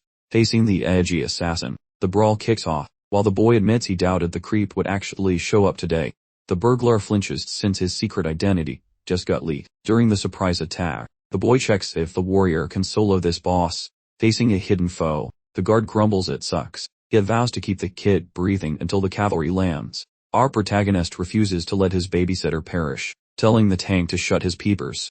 Vaulting ahead, he chucks a gadget down that explodes with enough light to blind gods, then hollers for his armored buddy to swing.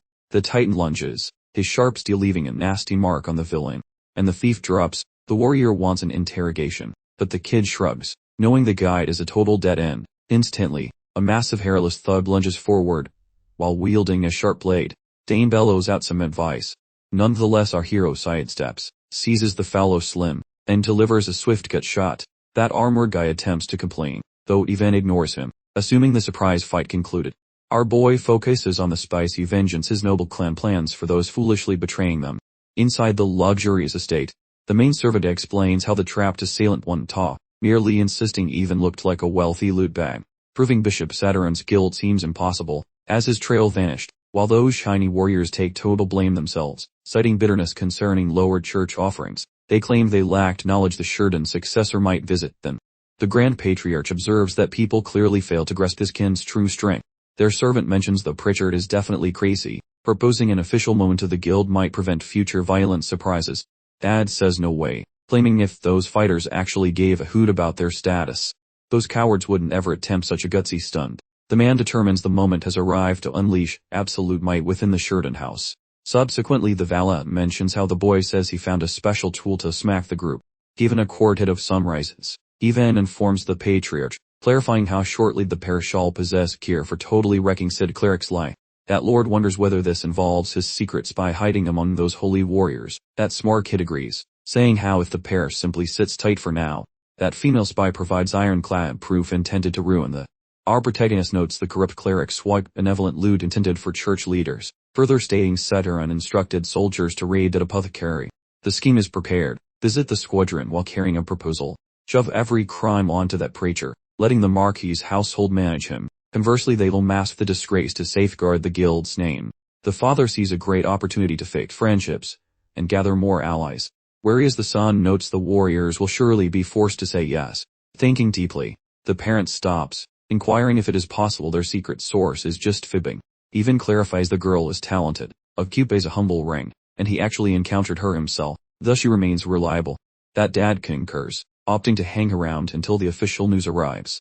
Next, our boy greets Mabel plus Bayou, applauding the effort spent on the brat. He hands over the difficult task of babysitting. The young lad whines like a broken flute, begging Shine for assistance while flailing like a landed trout, howling for freedom. As the old man bolts, he rots in solitary for 72 hours. Servana gifts even a mountain of dirt, making him the king of this pile of scandalous paperwork. He jokes that offing the priest fixes their celestial migraine nicely. She admits she spent years collecting toxic gossip, just to destroy the man's professional life. Even suggests that reporting him to the authorities would cancel the jerk's life subscription instantly. That lady speculates whether those stolen files might actually kill the poor sap, believing that only the fancy family name would end up trash. Even retorts that messing with the pharmacy was suicide, though her snitching saves many necks. Those files function as armor, stopping the Shirton bunch and the church guys from brawling openly. The youth figures the creep felt untouchable unless someone produced actual receipts. However, throughout the third monster scrap, the boss completely smashes those temple fighters.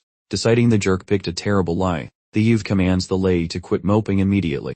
The girl feels happy for assisting, hoping the boy wins while swearing total future backing. The boy rejects her application for his clan, insisting she keep hiding among the religious folk. The lad notes that if a hand-picked pawn snatches the church's big pointy hat, survival odds skyrocket for everybody, including that town, the noble house, plus his personal safety. During court, the villain screams about lies while several B5 protectors grab his limbs. However, the powerful noble demands he cork his noe he yapping immediately, cataloging each foul deed done to the medical center, that youngster, plus all citizens. The Lord jails those sketchy guards and vows the holy man gets kicked out before hanging. After the signal, guards haul the screaming jerk away as he claims immunity. The ruler announces such punishments for anyone bothering his kin or making a mess. Outside, he chats with the curious mob, declaring that big shots ought to do their jobs without trampling over any regular folks. Relaxing near some plants, the lad notes this outcome ought to suffice for now. That medical store gains stability, as the incoming priest keeps flirting with the ruler to stay useful. Finding the result fair, he hunts for more chores, so the assistant identifies a talented clerk from the old regime. Within the massive temple, Servana Boleyn is currently facing the religious leader. After sharing her name, she mentions being quite stoked to start her jing. Nearby, folks claim Brothers Pharmacy is a massive win, which is now common knowledge.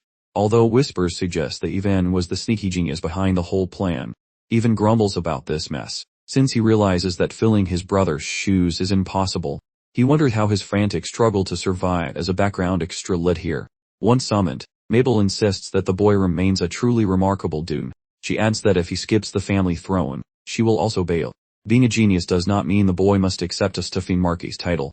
Even confesses he intended to spill the beans at noon during his first audit, but he speaks now, declaring that he will never be a fancy Marquis.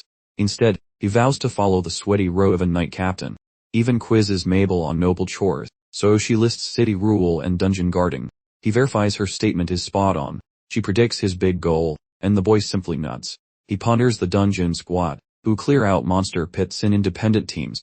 Recalling past game failures where Eric took over, he bravely vows to raid monster pits himself to protect his sibling.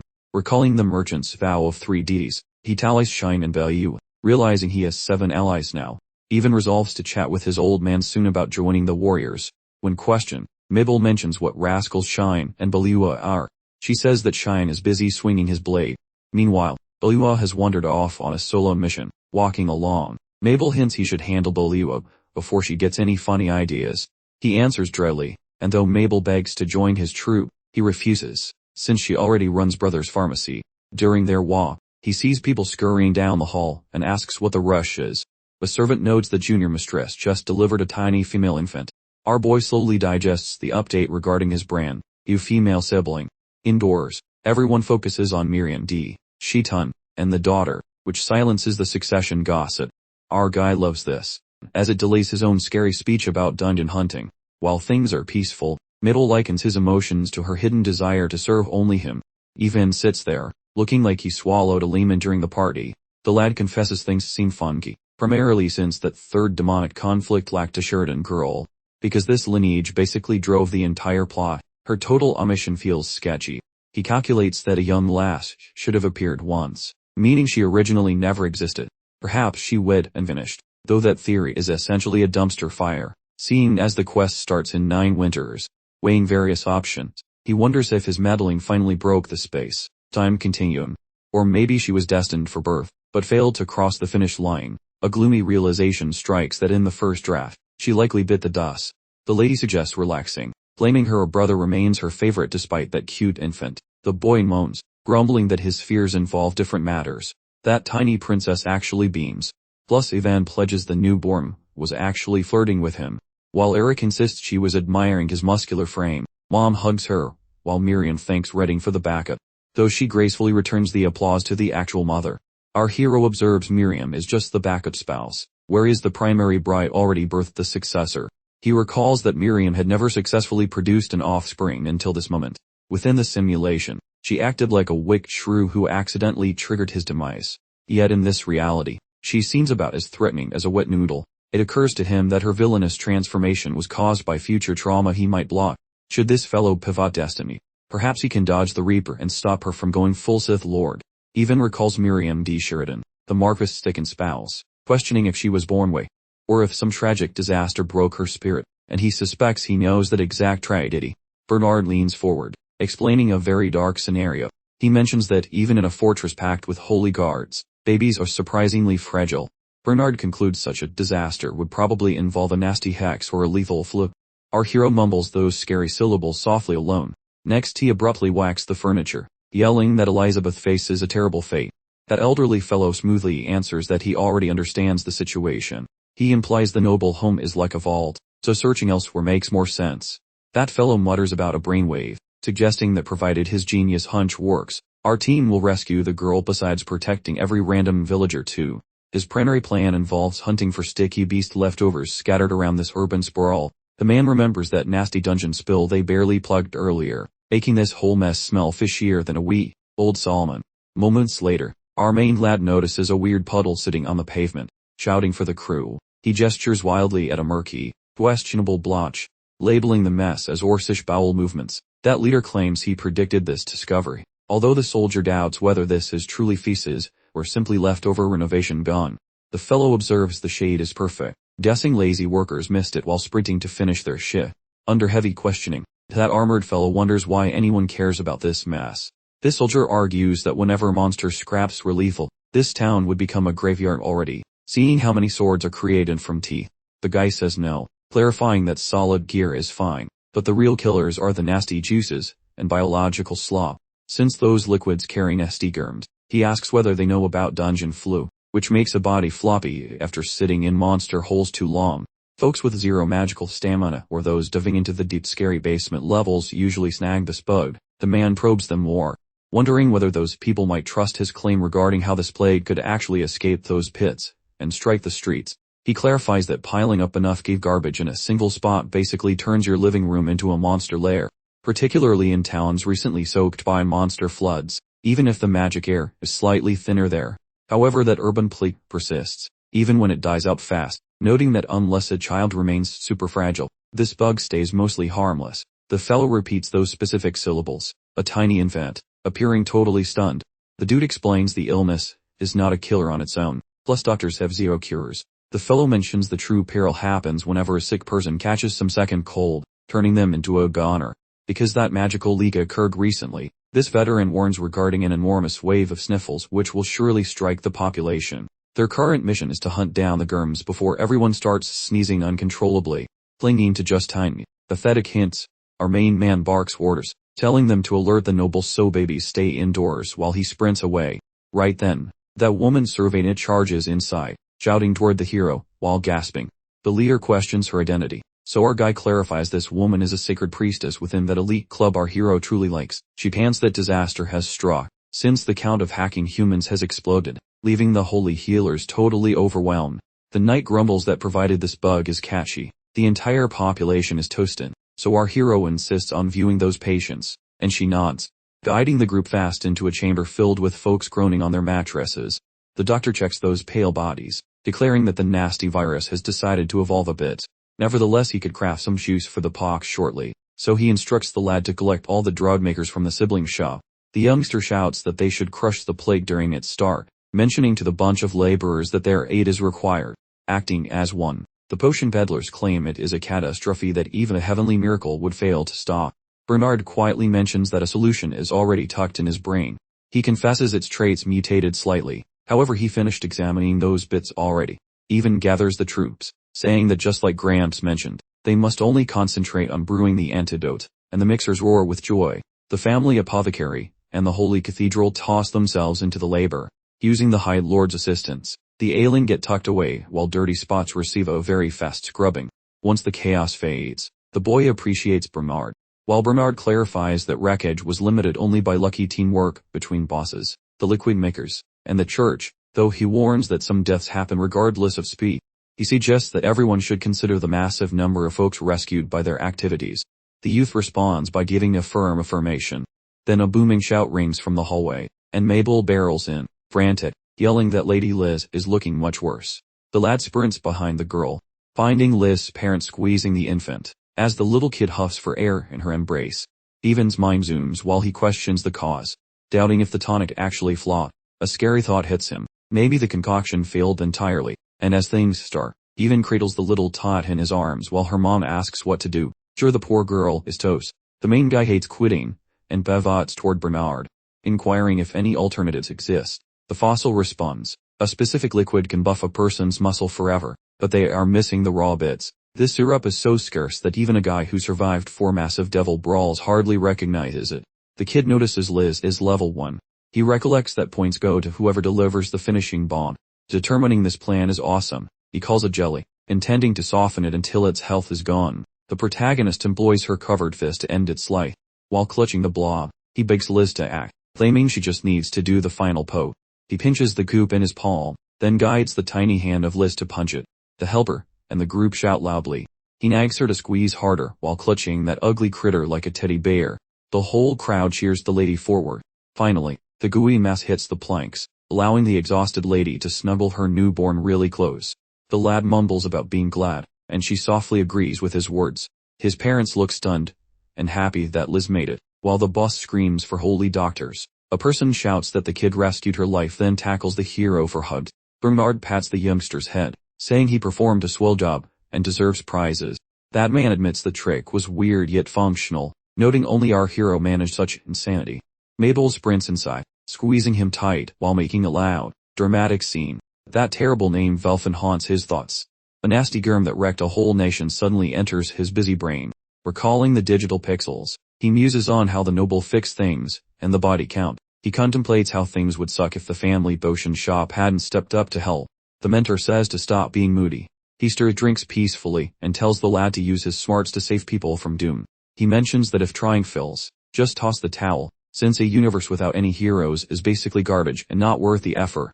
Back at the big house, the lad cradles the infant while Eric waves his arms, shouting for attention.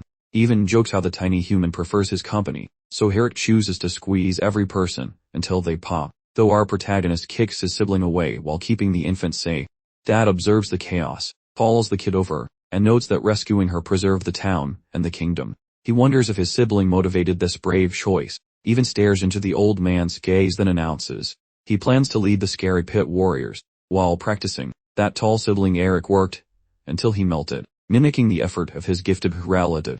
The main character realizes the fancy lord already smells the truth. Thus our hero thinks the moment for talking has arrived.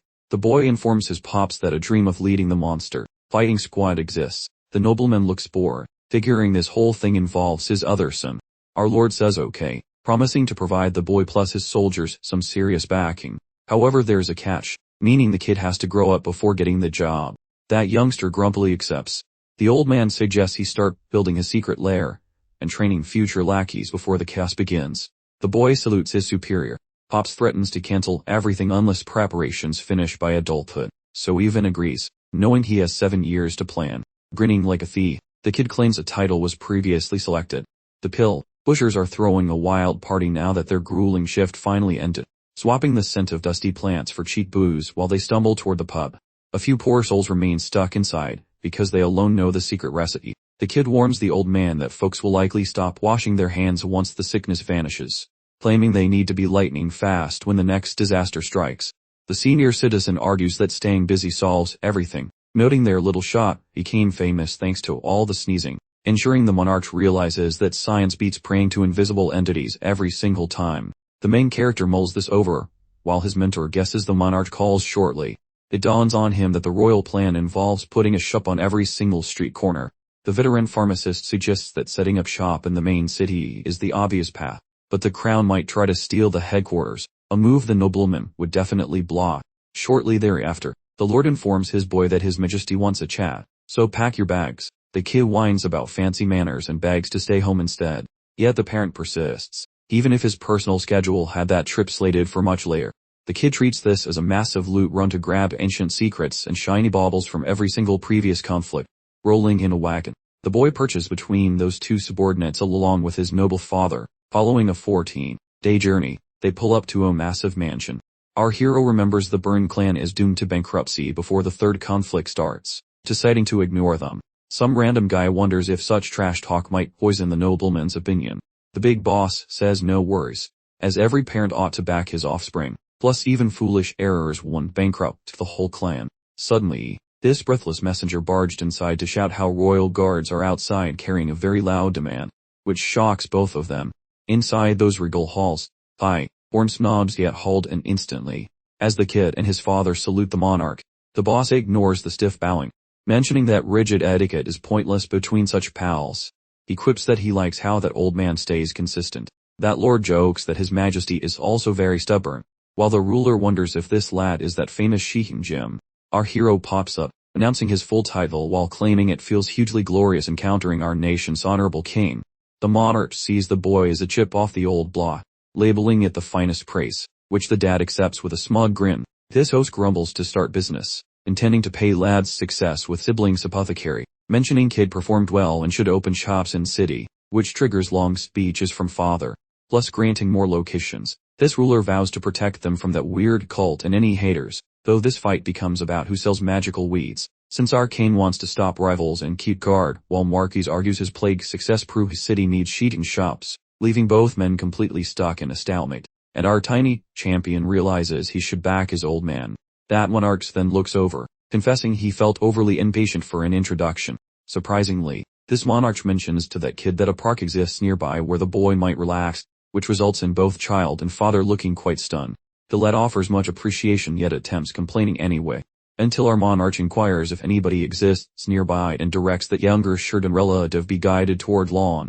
Our more clad men arrive, so the boy feels he failed that opportunity to assist Pop, as a soldier points toward grass. Also he intends to keep grinding on blobs while asking for solitary time, which that soldier permits. Amidst the shrubbery, he strolls while a soft azure light leaks from his skin, sensing a massive heap of magic. Brewing tonics successfully enhance corporeal stats, yet the boy lacks battle techniques for using such power besides mixing liquid. Now the mystical glitch is gone. He focuses on shrinking those conjured gel eyes down further.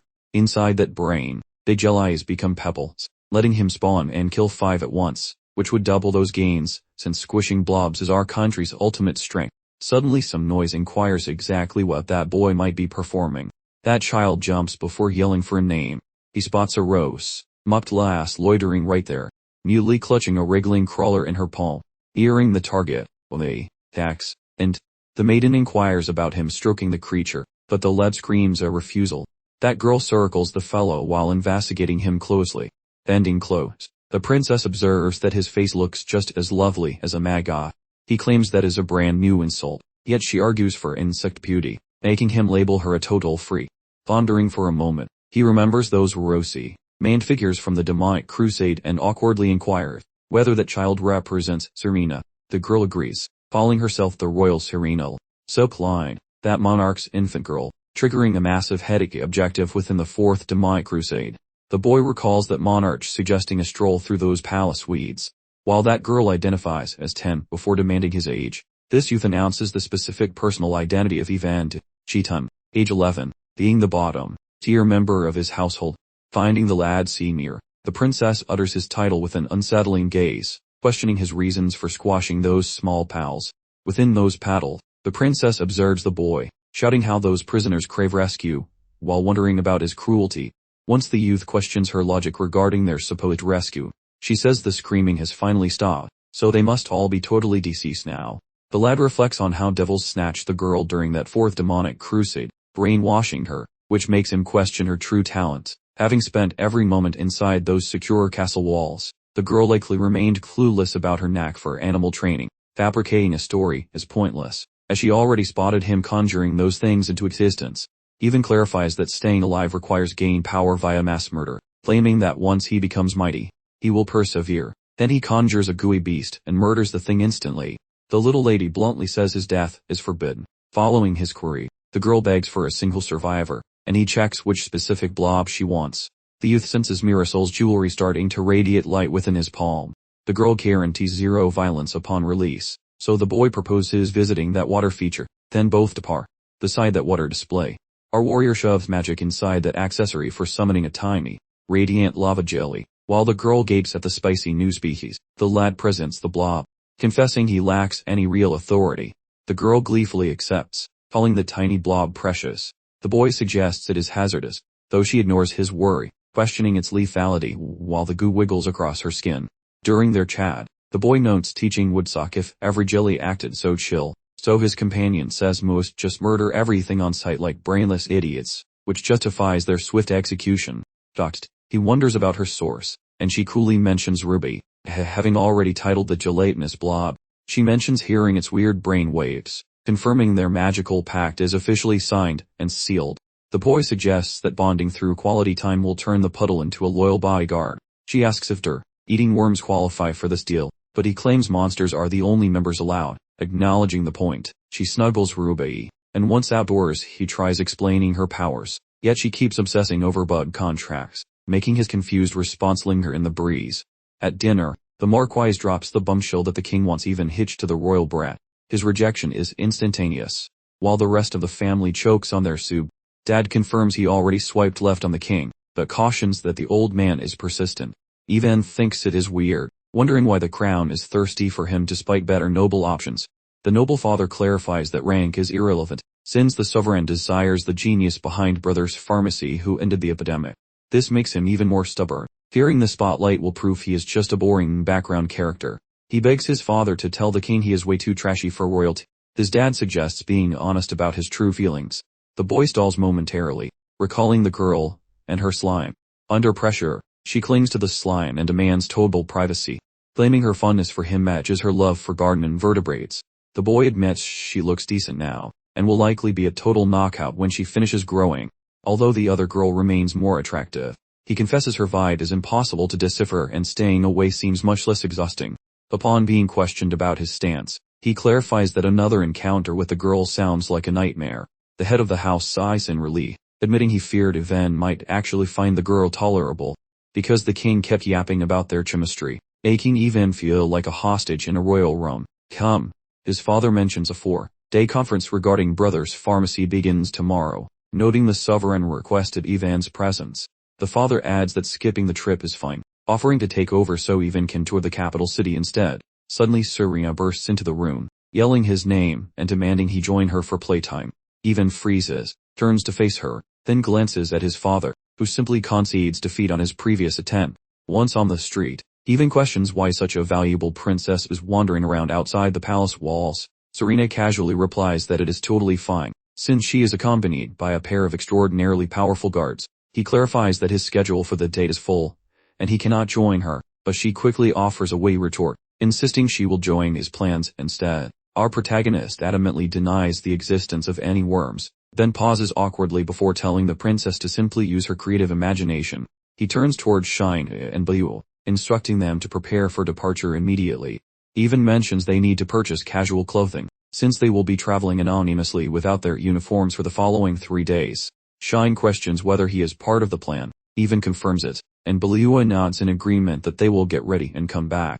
He clarifies that they are his cherished companions, who became servants because of some unfortunate circumstances, requesting the princess be kind to them. She agrees immediately without any hesitation, and even then confronts her about her exact reasons for being here. Serena explains that she requested permission from the king to spend time with her brother Yvan, which he readily granted. Our boy rapidly questions if she mentioned the incidents from yesterday, and she replies yes. She describes meeting him in the garden, followed by Rubai, and he completely panics when she casually reveals she told her father she likes him as much as worms, adding that her father completely understood the comparison. He then immediately worries that this could easily escalate into a forced engagement. Becoming deeply frustrated, he grumbles that he intended for her to be completely free, not tethered to him, while she insists she just told her father she wanted to play. Following a resigned sigh, the protagonist concedes and agrees to join her for playtime. He makes her swear a solemn promise to keep their outing completely secret. Serena beams brightly and readily accepts the condition. Some time later, they arrive at the location known as King Island Sagarji. The shopkeeper immediately offers a warm welcome to Princess Serena, before finally noticing Evendi.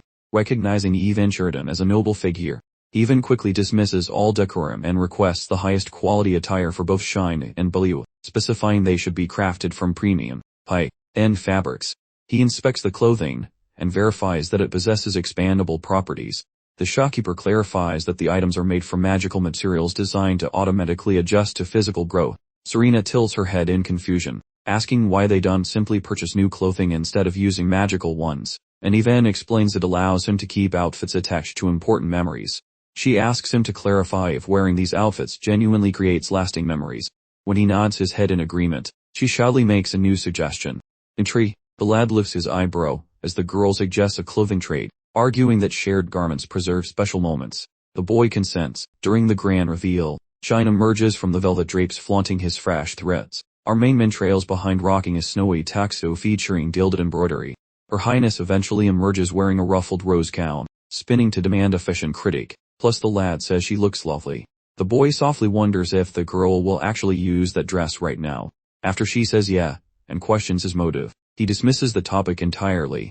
The lady dips low, offering massive thanks for her gorgeous new apparel, as the princess celebrates how gorgeous her friend looks, shouting that her friend beats even the most handsome earthworms in existence. The merchant expresses gratitude for the visit, mentioning that selecting those costumes was quite delightful. The youngster returns the courtesy and then asks to purchase one more thing. That scarlet coiled piece of fabric, demanding it be packaged with extreme stealth. Even though she clarifies the item is simply an adjustable magic cloth, he demands the package be sealed completely to hide it from any nosy onlookers. Actually, that cloth is a hex trap designed to call forth a giant squid. Our hero thinks about how his mission was finding this magical gear, a literal lie, saving loot drop from his gaming knowledge. Midst shopping, the boy sifts through the shiny trinkets, noting the city boutiques absolutely destroy their local pawn shops. The sidekick insults his ego, so our hero whispers a savage comeback just for him. Shine wonders how his pockets are so deep, assuming the drug shop is lucrative, as Baliua mentions his wealthy father pays him too. The main dude confesses his bucket list is long, but his stomach demands a snack immediately. Upon their arrival, the squad migrates toward a massive structure that looks like a fortress, and Shine narrows his eyes, questioning if this is a restaurant or just some rich guy house. The boss clarifies the building is a fixed-up manor, and Shine agrees it looks great, but demands the city best service for their royal guests. The guide merely mentions that his desired object is indoors. Once inside, the boss gives Serena a friendly greeting. The other patrons start gossiping, trying to figure out if these fancy folks are from another country. A few locals identify the boy as the Sheridan treasure. The boss says they can sit wherever they want, yet the boy demands that isolated chamber upstairs on the right. That shopkeeper pauses briefly, noting that patrons avoid that area since it is totally abandoned. The youngster remains stubborn. As a shiny gold piece flies through the air into his palm, he sprints to ensure the area gets scrubbed and prepared, featuring the most expensive silverware and porcelain plates available. Tuesday arrives. The kid starts with the broth, thereafter devouring the greens and carbs, following up with fish while saving the steak for a final, prior to eventually slicing the beef. The leader commands his team to devour sweets and gulp some tea. He detects his pal shivering and questions if the flavor is gross. Shine disagrees and claims the order is okay, but the atmosphere feels like a frozen tundra. An epiphany hits his brain concerning a secret visitor, but Baliua promises the spirit stays hidden until the plates are licked clean. Just like that, a young female apparition manifests once the surface is empty. As the trio watches her evaporate into the ether, he talks about completing the objective before catching his gainer Lingho, while Serena shoots him a very perplexed and judging gaze. Retaining to speak with his friend, he highlights the spooky entity, explaining they helped her cross over. He remembers that this specific banquet fulfills a hidden achievement, Finishing every meal that the ghost enjoyed provides a unique, lasting upgrade to power levels and talent gains for the entire group. Serena wonders if she dropped any treasure, but he clarifies it was merely a holy purr. Meanwhile, that woman mentions her freshly restored vigor. Chang, still looking like a sheet, asks where the spook went. Plus this main hero confirms her ethereal exit.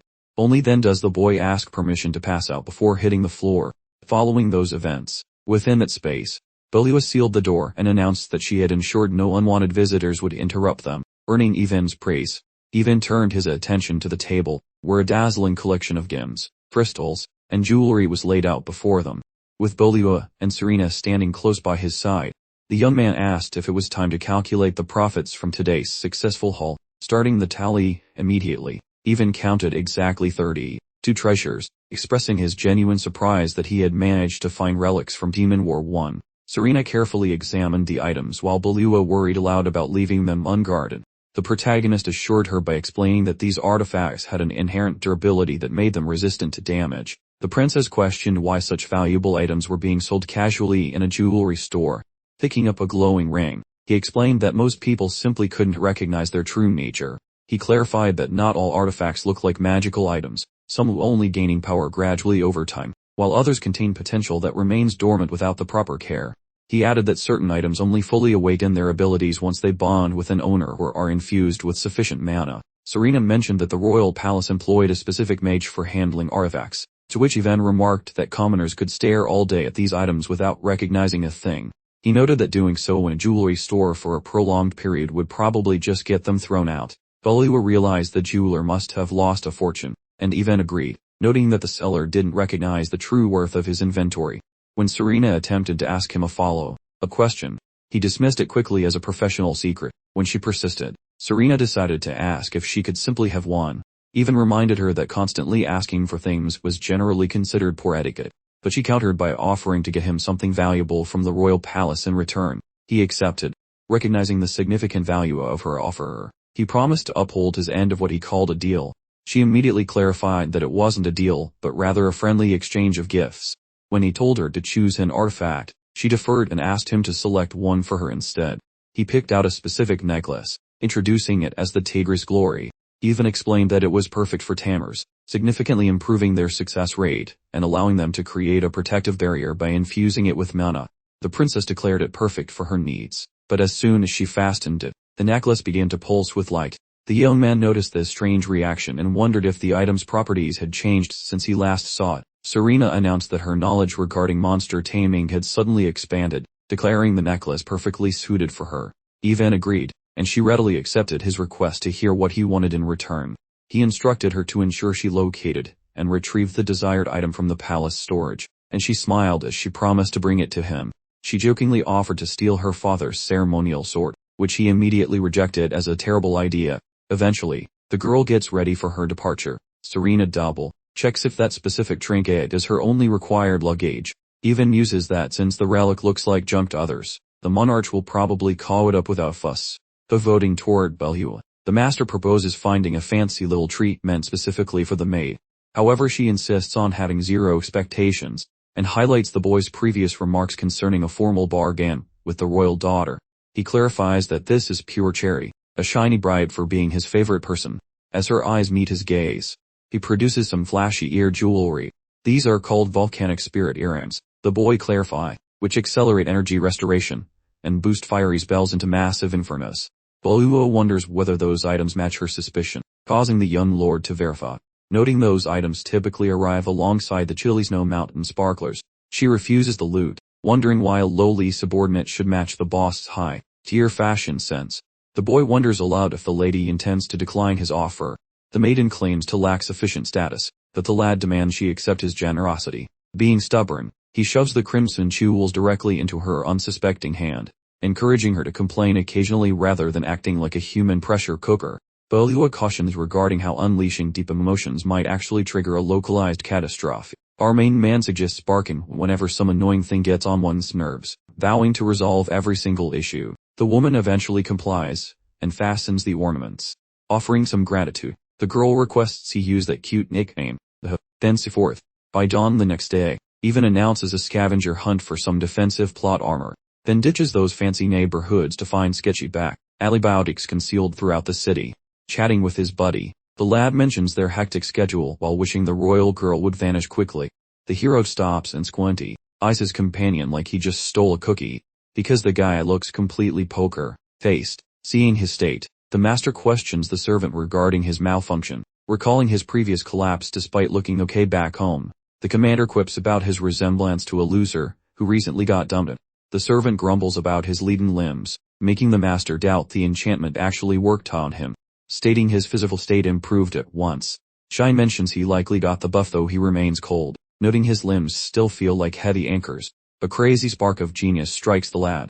He tosses some shiny silver bangles over instantly, ordering his buddy to put them on. Shine wonders if these are simple jewelry, but Ivan claims they are spirit cuffs that boost agility by 15%. He confesses he hoped to find even cooler loot, though these work great until the 60th level down. Stunned, Shine stammers about floor 60, while the hero notes the best pros only reached 45. Ivan says not to get hooked on the jewelry, as future items must handle both armor and haste. He even checks his condition, so his pal jogs a bit before saying he is speedy yet still feels bogged down. Just during that specific second, some spooky silhouette pops up right in his rear. Ivan gawks with wide eyes, shouting to know what on earth his friend just triggered. However, Shine shrugs it away, claiming there is zero to worry about. That phantom servant glides forward, causing both guys to shriek like terrified toddlers. Thinking she had kicked the bucket, she simply says she also expected to die but woke up glued to him. Shine yells for her to beat it, blaming her for his sluggishness, yet she confesses she failed to detach herself. Pondering the mystery, she jokes if he might be dealing with a nasty spiritual haunting, which sends him into a vocal frenzy. The hero recalls she previously muttered about how cozy the surroundings seem to be. Smirking, the spirit says the bangle looks known, adding that it radiates a very pleasant vibe. She begs to hop in, promising it fixes his cold weight, so he screams for her to jump inside. Then she chirps a joyful thanks, neglecting Ivan's loud complaints while she plunges into the shiny silver band. The lead character notes this specific scenario was totally absent from his memories, a scene that never occurred during the fourth demonic conflict when that item debuted. From within, she mentions the stubbornness, making him think the name Spirit Bangle was a literal hint about housing ghosts. He guesses this particular plot point simply did not exist in the digital version, suggesting the pair discovered a fresh hidden system. He questions if the trinket evolved because of her, though Shine claims it looks exactly the same as before, yet even suggests treating it as a win, while Shine argues the scary lady is still haunting him. Yet she merely claims that being indoors is her true jam. Some rhythmic thumping on the wood grabs their collective eyeballs, while Belua and Serena barge in to tell the boss they are finally prepared to touch grass. Keeping the itinerary hidden, he tells Shine to put a lid on his annoying curiosity. Serena waltzes up and thrusts a package his way, mentioning it is the bride she promised. A tiny, sharp toothpick resides inside. His eyes nearly roll out when he recognizes the Limit Breaker, a legendary prize from the final demonic skirmish normally reserved for Royal Brown. No sirs. Serena wonders what that shiny toothpick actually does, so he clarifies it shatters boundaries, but avoids yapping about the boring details for now. He muses that this toy lets him exceed artifact capacity, which is vital since even with armor, he is still squishier than a ripe peach. Carrying a sixth magical trinket is vital. Hoisting the blade, he shouts Limitless to trigger the magic effect. Vibes explode as a shimmering padlock manifests over a vacant gear pocket. Restraints crumble, and the hole pops open, disintegrating into tiny bits. Shine queries the chaos, while Serena watches and ponders if that stabby thing works like that. Even mutters it is quite complex, yet points out his magical backpack just got bigger. She nods before speculating he is hunting for more shiny baubles, a fact he quickly validates. Even looks like a wilted flower. Serena asks why his wallet is still heavy, despite 4 hours of window shopping across town. Arisha suspects her new trinket might have a caffeine muff, then asks which way they should wander next. However, he proposes a snack break nearby, citing a local joint he knows like his own hand. Shine probes for info, but the rich kid tells him to stop using his brain so hard. Upon arrival, the squad halts in front of a massive brick monstrosity. Kane questions his navigation skills, so our hero claims he heard it is a trendy hotspot. That pub known as Emmy's Kicking is a crucial landmark during the 2 subsequent demonic conflicts. A den where allies gather, and plot armor thickens, even attracting the Silent Night, though Shine worries about the booze flow, yet even shrugs it off, reminding him that bodyguards are present, and the sun is still up. Dane agrees it is cool, while Arisha starts sniffing out a different motive for their visit. Seeing the realm's scariest hired swords, The leader tells the rest of the crew to stay watchful in this den of gooms. The squad waltzes inside where he then demands a giant surface plus 7 plates of that spicy kicking meal. Shine scans the joint, noting that buffet dudes are everywhere, which our boy confirms, mentioning this being where the nation's seated at the booth, but who wonders the reason they picked such a sketchy, hazard filled diner. Our leader confesses he enjoys hunting for some legendary buried bounty, although deep down he realizes the prize is actually a living human being. Covering the girl regarding those sentries, the boy nonchalantly drops that cute little pet name, which causes Shine to twitch uncontrollably from the shock. Serena mimics the title and begs to use that adorable moniker herself, although Lua kindly says no, making the royal brat pout while Shine and our hero observe the drama. That grub appears, steaming dishes of the spicy kicking meal, and he beckons every person, including watchmen, to begin chomping. Those sentries show much appreciation. Shine begins shoveling, and Lua tries a careful mouthful. Our boy peeks around, hunting for recognizable faces from that old Demon War franchise. Mid-munching, a mysterious fellow grabs his focus, as our protagonist's eyeballs glue themselves to a random bloke by the counter whose yellow locks and flowy cape initially imply he is a cleric. Another glance shows metal plating underneath, and he then spots that dude known as Ryan Drukes, the famously indestructible barrier. Scandalous during that fourth sequel regarding insane tanking skills and constant cell mending. Over the floor, Ryan chills at the counter. Blustain's focus shifts toward that fellow, recognizing a legend whose reputation rings bells for hired swords, as the boss spills Ryan's history, clarifying that despite being a god-gifted kid, he picked the life of a sacred warrior instead of a boring preacher. He mentions that being too scrawny caused his failure, offering choices to either quit the blade or wait 10 years for another trial. Once he flopped, he turned to cheat booze. The protagonist stores these juicy deets. Since Serena shoves him ahead, the boy strolls toward the counter, his clunky boots catching Ryan's eye. That armored fellow pivots around, while offering a frosty, dull-faced glare. So our hero chirps a hello at Ryan, while begging to pull up a chair. He even settles next to Ryan, and his pupils basically explode upon hearing such a famous moniker. That guy jolts upright, wondering why a literal VIP would bother chilling beside a total nobody. This lad muses as to why a hopeful paladin commander is presently soaking his liver in this dumb.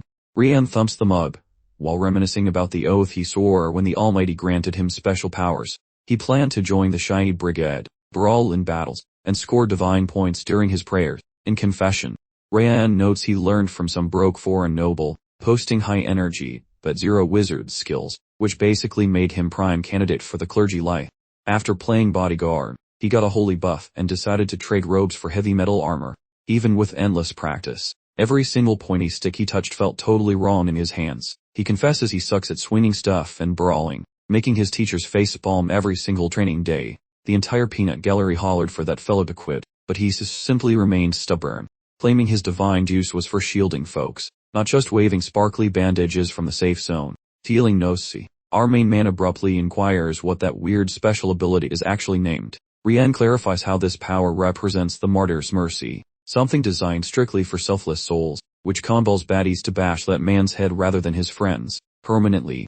The fellow mentions the taunt gets way beefier whenever he releases a saintly warrior scream, even nods, admitting that it sounds like the ultimate kit for a professional human shield dude. Ryan sighs, moaning that he lacks any actual punching power, feeling like a total disappointment of a man. Our hero grills him about how exactly that fellow rescued those folks back when he got his gift, pointing out that his whole vibe is about keeping people safe, not just snacking goblins. Ryan confesses he just baited the beasts and sprinted like a track star until they were lost. He finds his own actions pathetic. Evan shuts him down and claims fleeing is actually pretty metal. He argues that while pros brawling is expected, a pacifist charging into danger shows some serious brass balls. Though skeptical, Ryan listens closely while our friend dubs that dude the true legend of guarding civilians despite understanding his gift was never intended for brawling, confessing nobody has previously offered that warrior such praise. Our lead hopes the big guy will finally announce his destiny as a legendary shiny armor lad.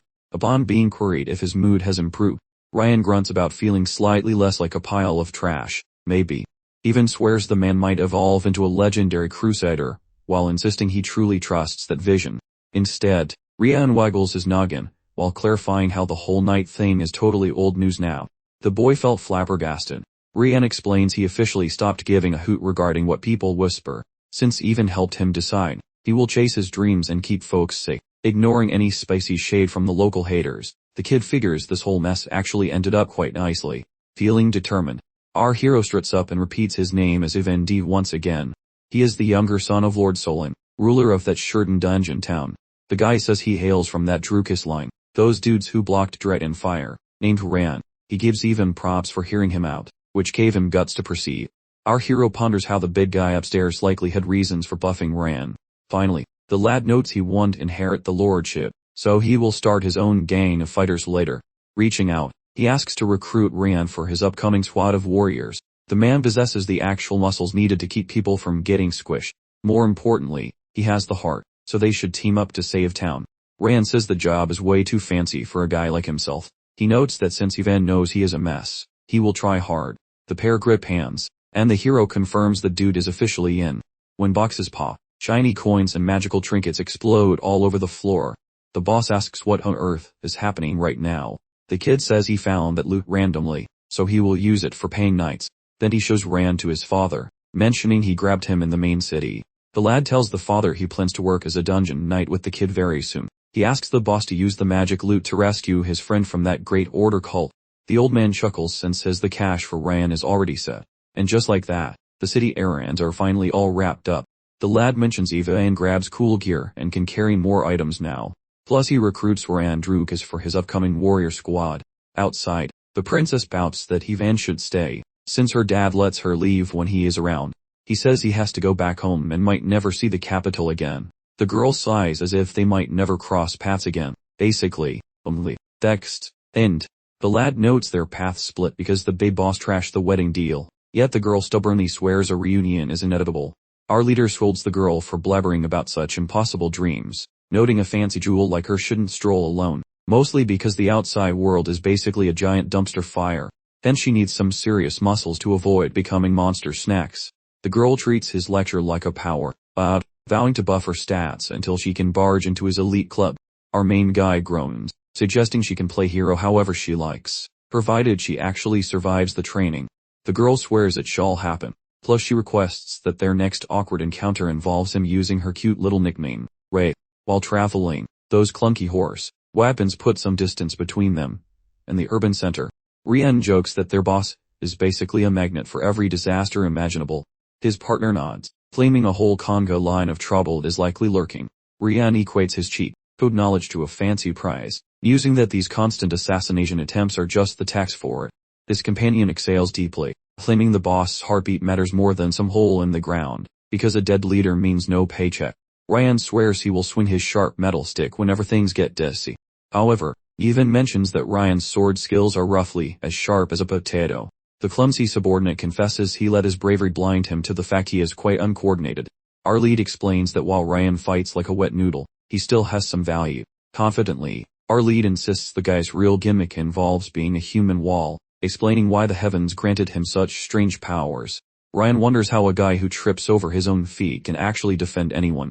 The solution is easy. He should ditch the blade and grab a tool that actually suits his goofy abilities. The clumsy lad finally understands, wondering if a massive plate is the answer. The boss agrees, noting that during that one beastly scrap, Ryan basically discovered his destiny as a professional punching bag. Our hero explains that Ryan just needs to act annoying so monsters hit him instead of the others. He questions if there is any role more glorious than being a sturdy wall. He teases Ryan for burying those memories, and the guy admits he felt silly. Even if the plan actually works, the leader suggests that having a squad makes this goofy plan viable, claiming that Ryan's specific brand of chaos is perfect during team-based beatdowns, which makes the warrior realize his old pride was just a sad little joke. The clumsy fighter finally accepts that swinging sharp toys isn't the only path to victory. Watching the kid, the man claims the ordeal has transformed into a prestigious mental trophy.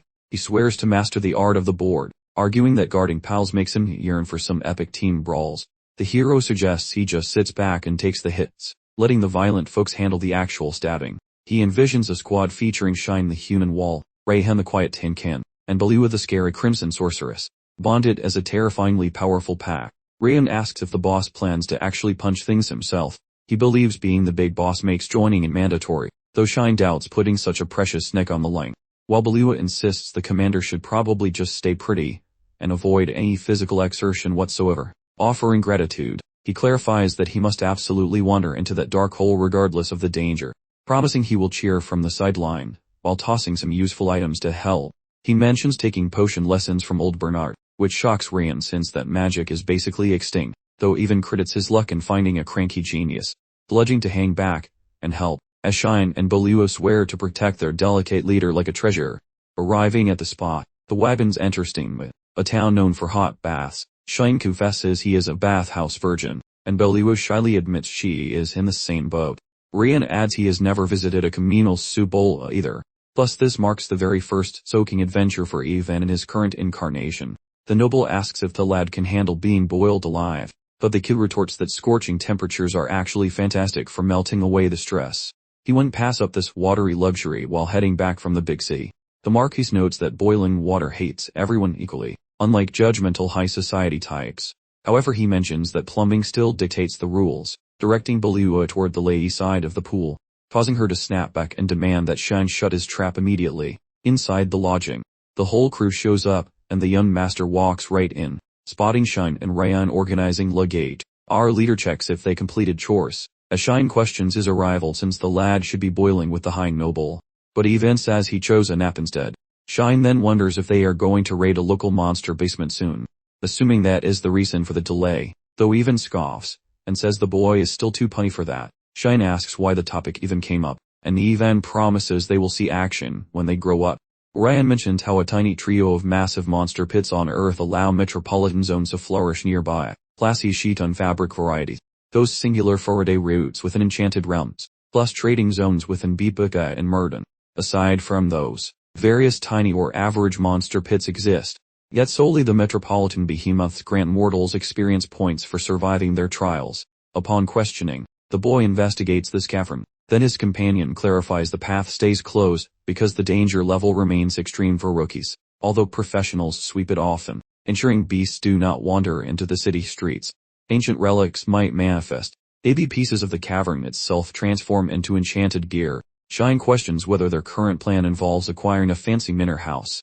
The main character vows to retrieve a thermal fountain and establish a fresh one within their town, floating within thermal waters. The young lad hovers near the rim alongside his friend, questioning the safety of the scalding liquid, though the main character points toward the folks currently enjoying their soap, including their own patriarch.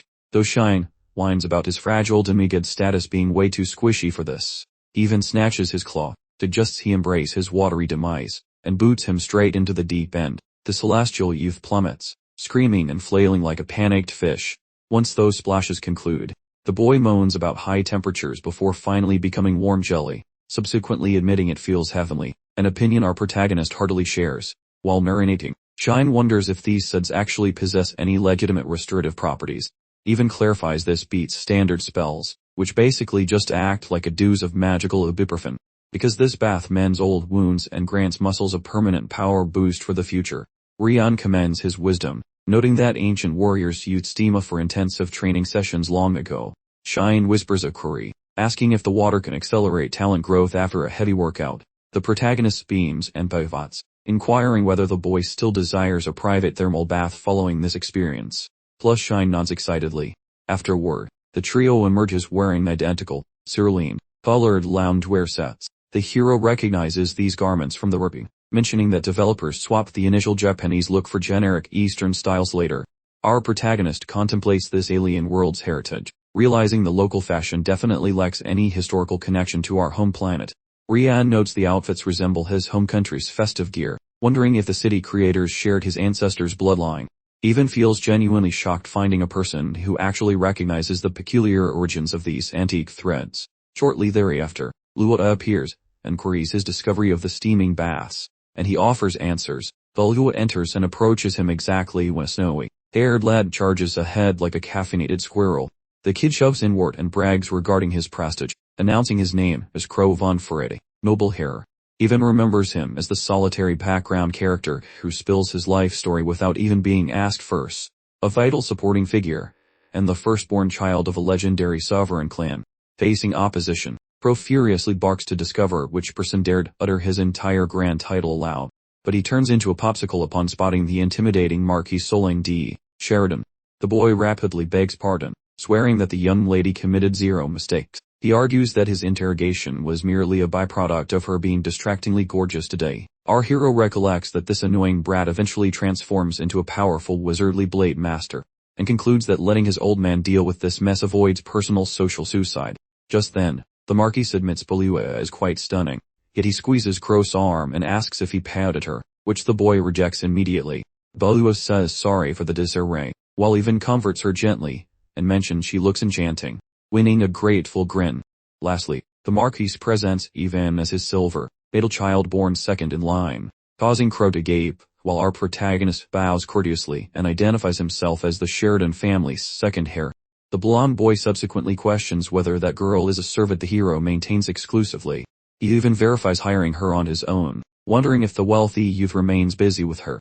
The teenager confesses he does, labeling her the most stunning female he has ever encountered. He faces the Marquis to gutsily request a sanctioned brawl against Ivan to win the girl's hand. As it starts, Crow Von Fury aims a finger at Ivan and demands combat for her affection. Our main character ponders if this dude is trapped in a medieval time loop. Marquis Sheridan finds this hilarious, calling Crow a paragon of masculinity. As the rival begins his monologue, the Marquis interrupts him and shifts his stance, allowing the fight and ordering his kid to engage. The hero yells in total shock and questions why his dad would suggest such nonsense. He hacks along and declines, stating Balua is no trophy and brawling over her is stupid. Instantly the rival named Crow flips his deal, proposing her liberty upon his victory, before seeing if she fancies employment. Our hero admits that Angle escaped his brain and nods, resolving to honor whatever the lady actually wants for once. The noble intervenes, forbidding the use of both steel and magic, permitting just old-fashioned fist fighting, a restriction the challenger accepts with total swagger. The Lord orders an immediate start, thereafter muttering that his own son should hold back, since the opponent lacks a fancy commander badge. Right when the scrap begins, young Ivan advances to meet his foe, stipulating they both promise not to be salty babies later, which the guy quickly signs onto. The main hero stomps his boot down, assuming a serious fighting posture, while that fellow ran. Below with Shina observe the struggle now. The rival ignites a sapphire glow while charging ahead like a runaway lawnmower, picking up the pace, and eating up the distance with a sudden zoom. Our lad chooses to sidestep to test out his own reflexes. Once the punch whiffs the air, he glides away smoothly, spies a gap, while delivering a solid strike that sends the rival flying, tumbling backward in a violent rush, making the loser a rug on tiles. Shocked by the results, he even asks what occurred, so Shine clarifies that fists usually hurt people. Remaining skeptical, the youngster demands more details until Shine spells out exactly how physics works, where the head noble announces the true victor. Afterward, the hero remembers the history of his fallen foe, recalling the years spent studying spells and blades, since diapers, a miss that really should have made him suck less. He figures the suckage results from prioritizing wizardry instead of learning to throw hands. He chuckles, mentioning how lucky it was that they banned all that glowing sparkly stuff. The father claims the win was pure strength, yet his son argues the loser has superior sorcery skills. Such modesty earns him a round of applause from the old man. Rian along with Shine gossip about how the boy ignores his own scary power. As the Lady Belua approaches to applaud his fighting, the girl provides the small ray, explaining it was brought along to scrub away any potential moisture. But the scuffle wrapped up faster than a microwave pizza. Our protagonist expresses gratitude. Meanwhile, Rian's sparkly medicine vibes snap Crow awake, causing him to leap like a caffeinated frog, earning some serious kudos from our main hero for such wizardry. For all, the salty loser finally confesses he lost. The hero compliments the kid's fancy footwork, mostly claiming his victory was just lucky ring, and a few strict match regulations. Crow nods, but swears he was totally lagging, demanding a proper rematch later where he can actually unleash his full N9 power. Ivan refuses, stating he has zero reason to rumble again. Nevertheless, the stubborn brat promises to haunt him once his power level finally hits over 9,000.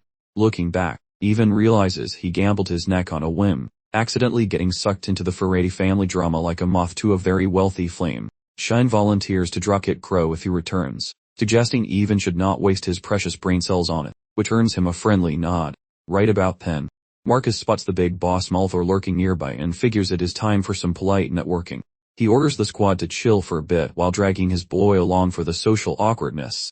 The lad moans, yet his dad refuses to budge, lecturing him that fancy nobles must play nice with others to keep the planet from exploding. He understands, yet truly loathes the Ferretti family drama. Upon meeting, Malthor gives the Marquis a welcome that is surprisingly toasty, while the Marquis confirms he is currently avoiding the Reaper quite successfully. Then buttering up, Lady Ferretti regarding her looks, which she accepts with a push smile. Then she eyeballs our main man, gushing over his glow-up, and wondering if he still recognizes her face. He offers a civil reply about having a hazy memory, attempting a formal bow before she demands he just use her married name. His father mentions the lad snagged his specific facial features, while the lady crunches the numbers on his age, realizing he and her girl Alicia are basically twins, summoning the girl. So Alicia starts walking over with some serious grace. The girl gives the Lord a hello. Meanwhile, Ivan recalls she was the source of all his past misery without actually pulling the trigger, while Marquis praises her beauty, receiving some gratitude. Malthor brings up an old pact, but Marquis smirks, explaining that since the firstborn inherits the crown, they are totally off the hook, reminding him the deal only involved the backup children. And Malthor laughs, teasing the boy for his bashful attitude. Amidst the meet and greet, Alicia delivers a stiff greeting. Even nervously stammers out his entire title, trading stiff pleasantries like a malfunctioning robot. He identifies the lady as Alicia von Foray, his future ball and chain. Their upcoming nuptials forced her to reside in Shirton temporarily. She eventually ditches her groom to shower some main character with ridiculous amounts of support. This heartbreak causes the poor guy to end it all, making her his most efficient killer. The man confesses to being a total player, while already having a ring on someone. However, if the script stays true, Alicia is basically a walking funeral invitation for him. Their elders gawk at the couple, claiming destiny brought these two photogenic youngsters together. That night, the Marquis inquires about the bath, and even praises the delightful soaking experience. He notes the liquid feels suspiciously addictive while recalling a very specific pathway where he prunes up and kicks the bucket from over, soaking. Upon his pups proposing a post-meal dip, he gives a thumbs up, yet he suggests constructing a similar stamiosis within their personal municipality instead. Once the concept is mentioned, the old man agrees a local spa would kick butt, but warns that finding the perfect geological spot is basically a pipe dream. Heating some water is easy, yet genuine magic tubs require more than just a campfire. The kid nods at the wisdom and starts grilling him about land layouts, how the earth shifts when monster pits spawn, seeking the juicy details. The Marquis notes his fascination and elaborates how whenever legendary relics warp reality or if a specific core manifests, some absolute unit of a wizard can also manually remodel the terrain into a creepy crawl space, even if the actual physics behind it are totally mind-boggling. The lad wonders if they could just use a legendary artifact to craft a tub. Dad mulls over the wacky concept, remarking how success is possible should the relic mirror those properties, although the duration remains unpredictable. He argues that a medicinal pool would make dungeon runs much faster for heroes, though his pops smells something fishy. The Marquis questions whether the boy is already plotting something. Under the moonlight, laborers excavate soil, while the kid stares them down, while a laborer wonders if they are actually digging in the correct place. He nods, clarifying how some shiny treasure is hiding right next to the pit. Folks wonder who started the juicy gossip, but they get cut off. Rian shouts like a maniac, declaring he stumbled upon a shiny treasure. Deep within the dusty hole, a massive rock tablet is finally exposed. The lad reappears after a long month, and the conversation promptly pivots to his wacky plan for a spot empire. Dad orders Eric to pay attention, while the master scheme unfolds. He stresses that geography is king, plopping the spa by the dungeon, near the pill shop, and right on the main drag.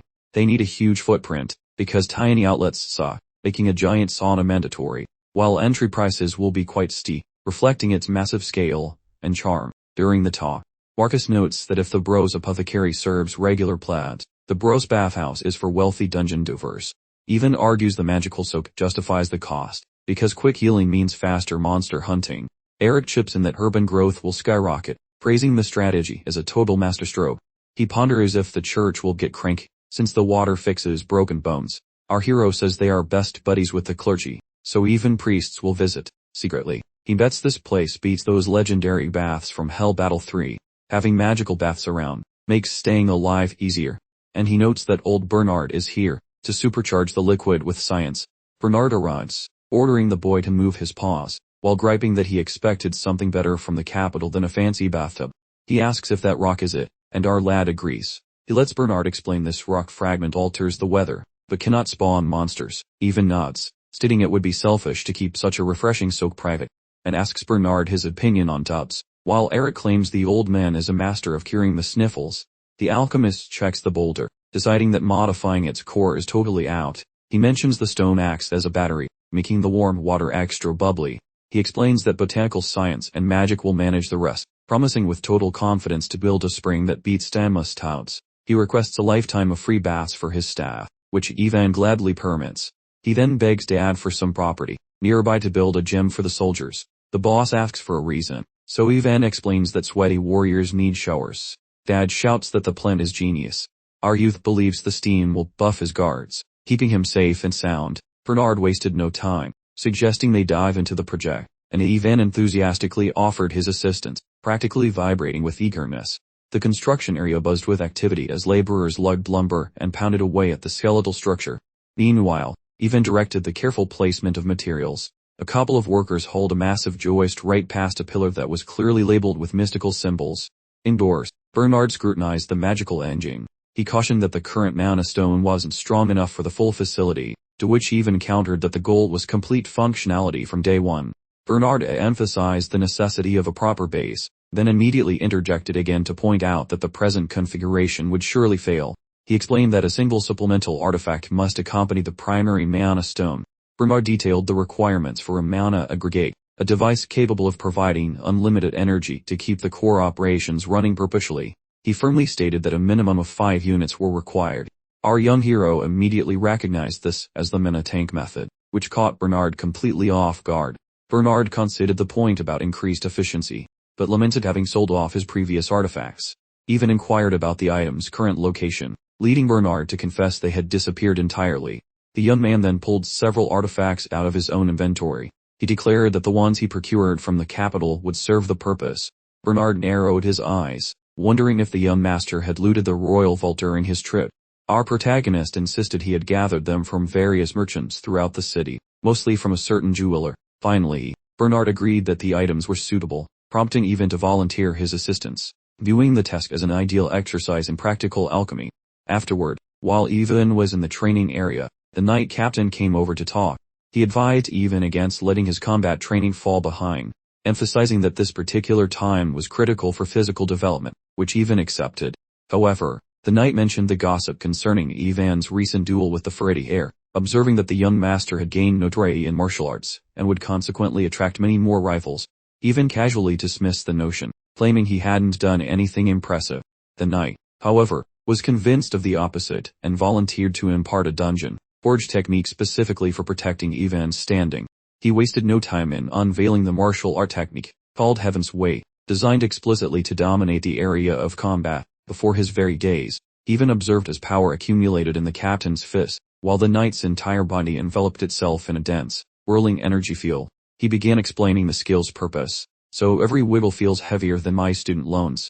The boss claims the kid works smarter, while our boy wonders if this logic is actually contagious, or just magic. Yet that leader ghosted those feelings plus dashed ahead, making the lad wiggle like a panicked jelly bean to survive. Later, the hero faceplants onto some wood before Mabel waltzes in to declare that fancy pinky up training begins. That lad begs for some quick rest. However, that girl mentioned Shine received wrist bling plus Balua scored ear jewelry, whereas her own pockets stayed empty.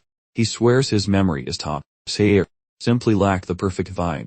Even presents a shiny neck chain, ordering that lady to sport the gift as the pharmacy's mascot plus his official substitute. She grins like a lottery winner, and hugs the metal, swearing to never lose it, probably. And, while the guy acts casual, that girl giggles knowingly. Throughout the following weeks, fancy manners school ruins the kid's early mornings.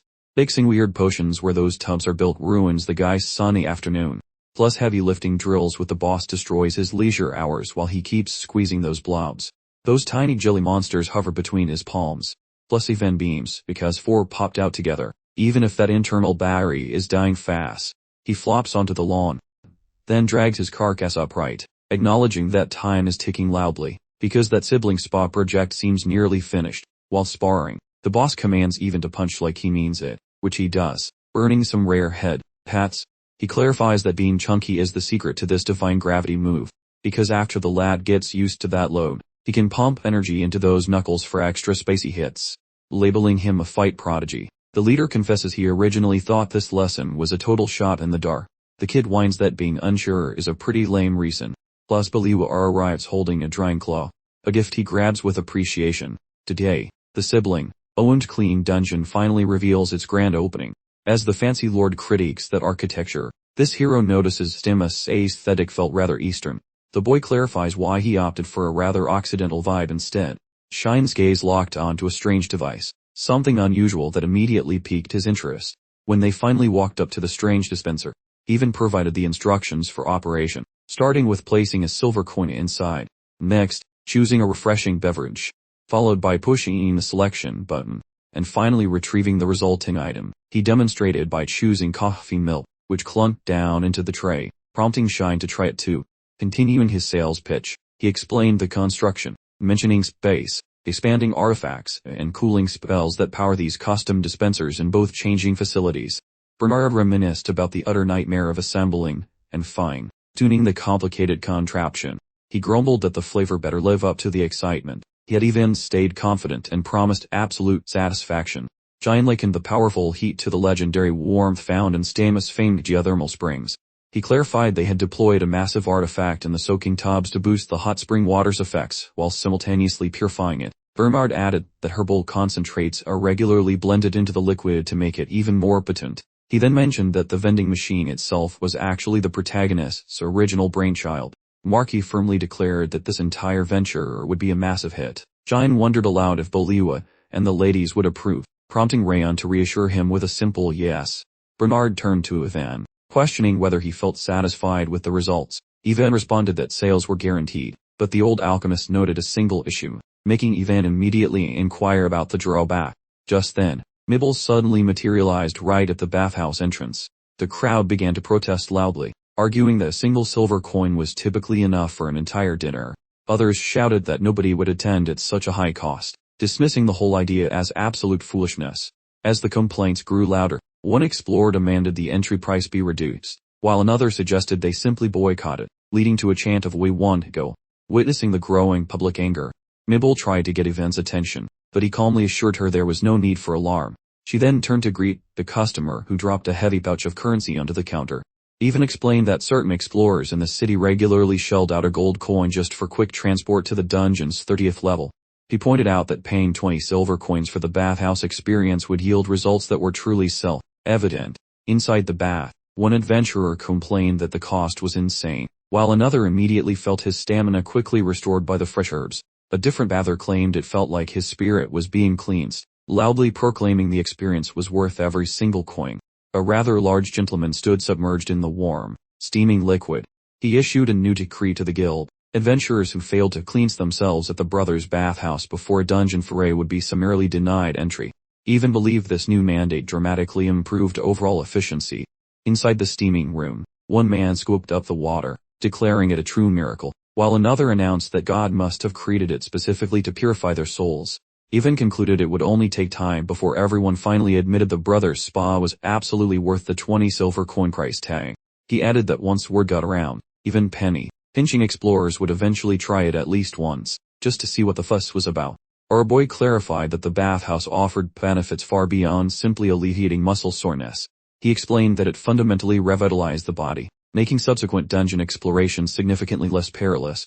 He even stressed that it accelerated growth considerably, predicting a huge gap would open between users and non-users, with the latter group inevitably facing elimination. Two explorers lounged in the warm pool, lavishing praise on the establishment. One called it amazing, and wondered if 20 silver coins actually covered the expense, while the other called it a divine blessing. At the dungeon entrance, the guild leader paused to check if everyone in the party had completed their visit to the brothers' bathhouse.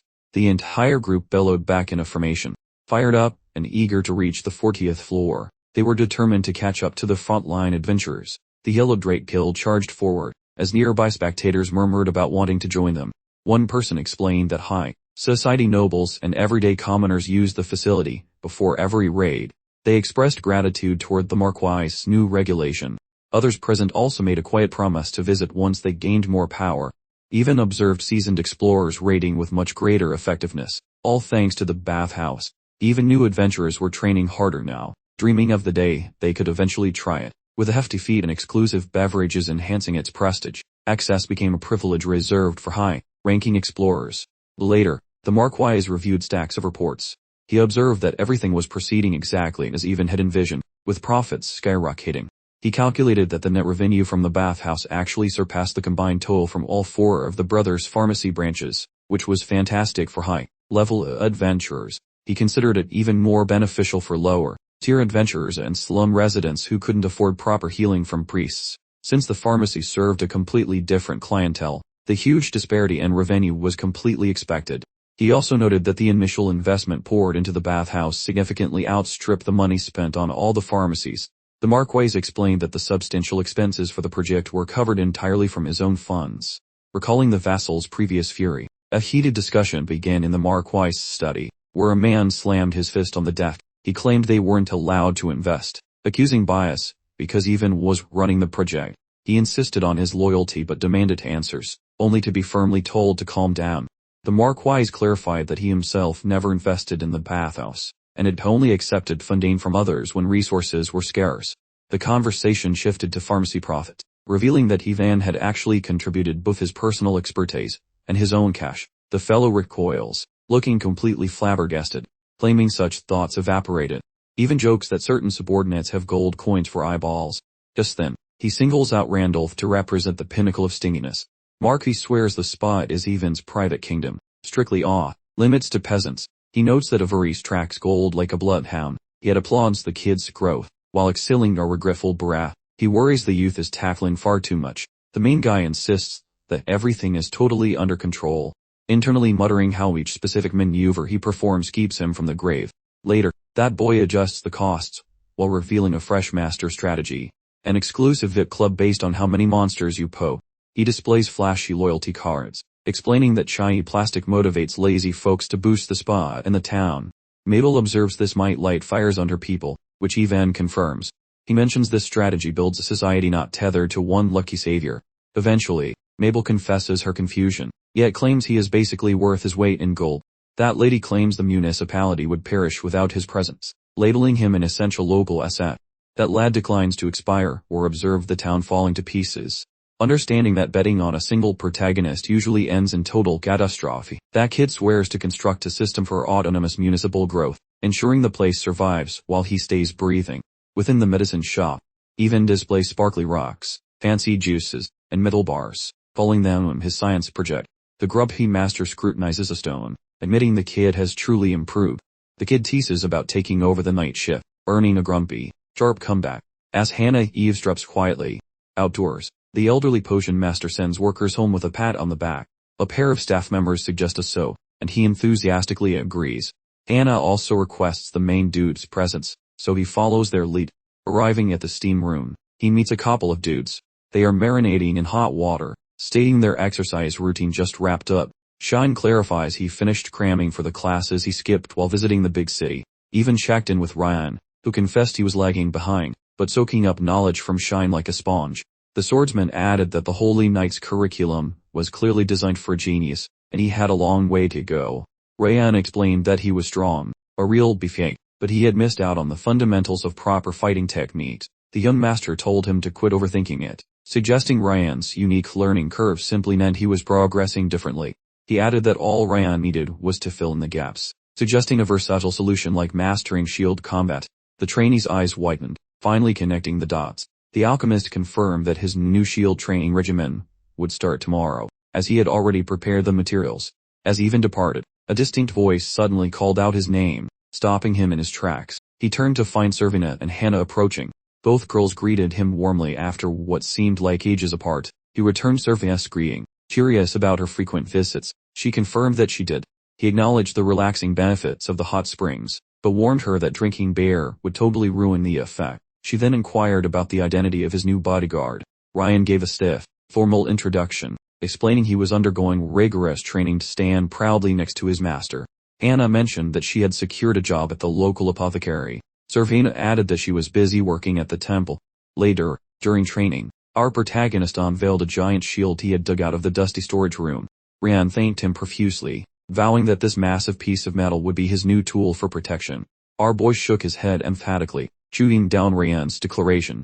He clarified that the shield was, to put it mildly, garbage, and warned Ryan to only practice with it, never using it in an actual fight. Ryan immediately complained, wondering why he hadn't received this vital information sooner. Even added that they would both instantly perish if Ryan attempted to block anything with it, which confused Ryan.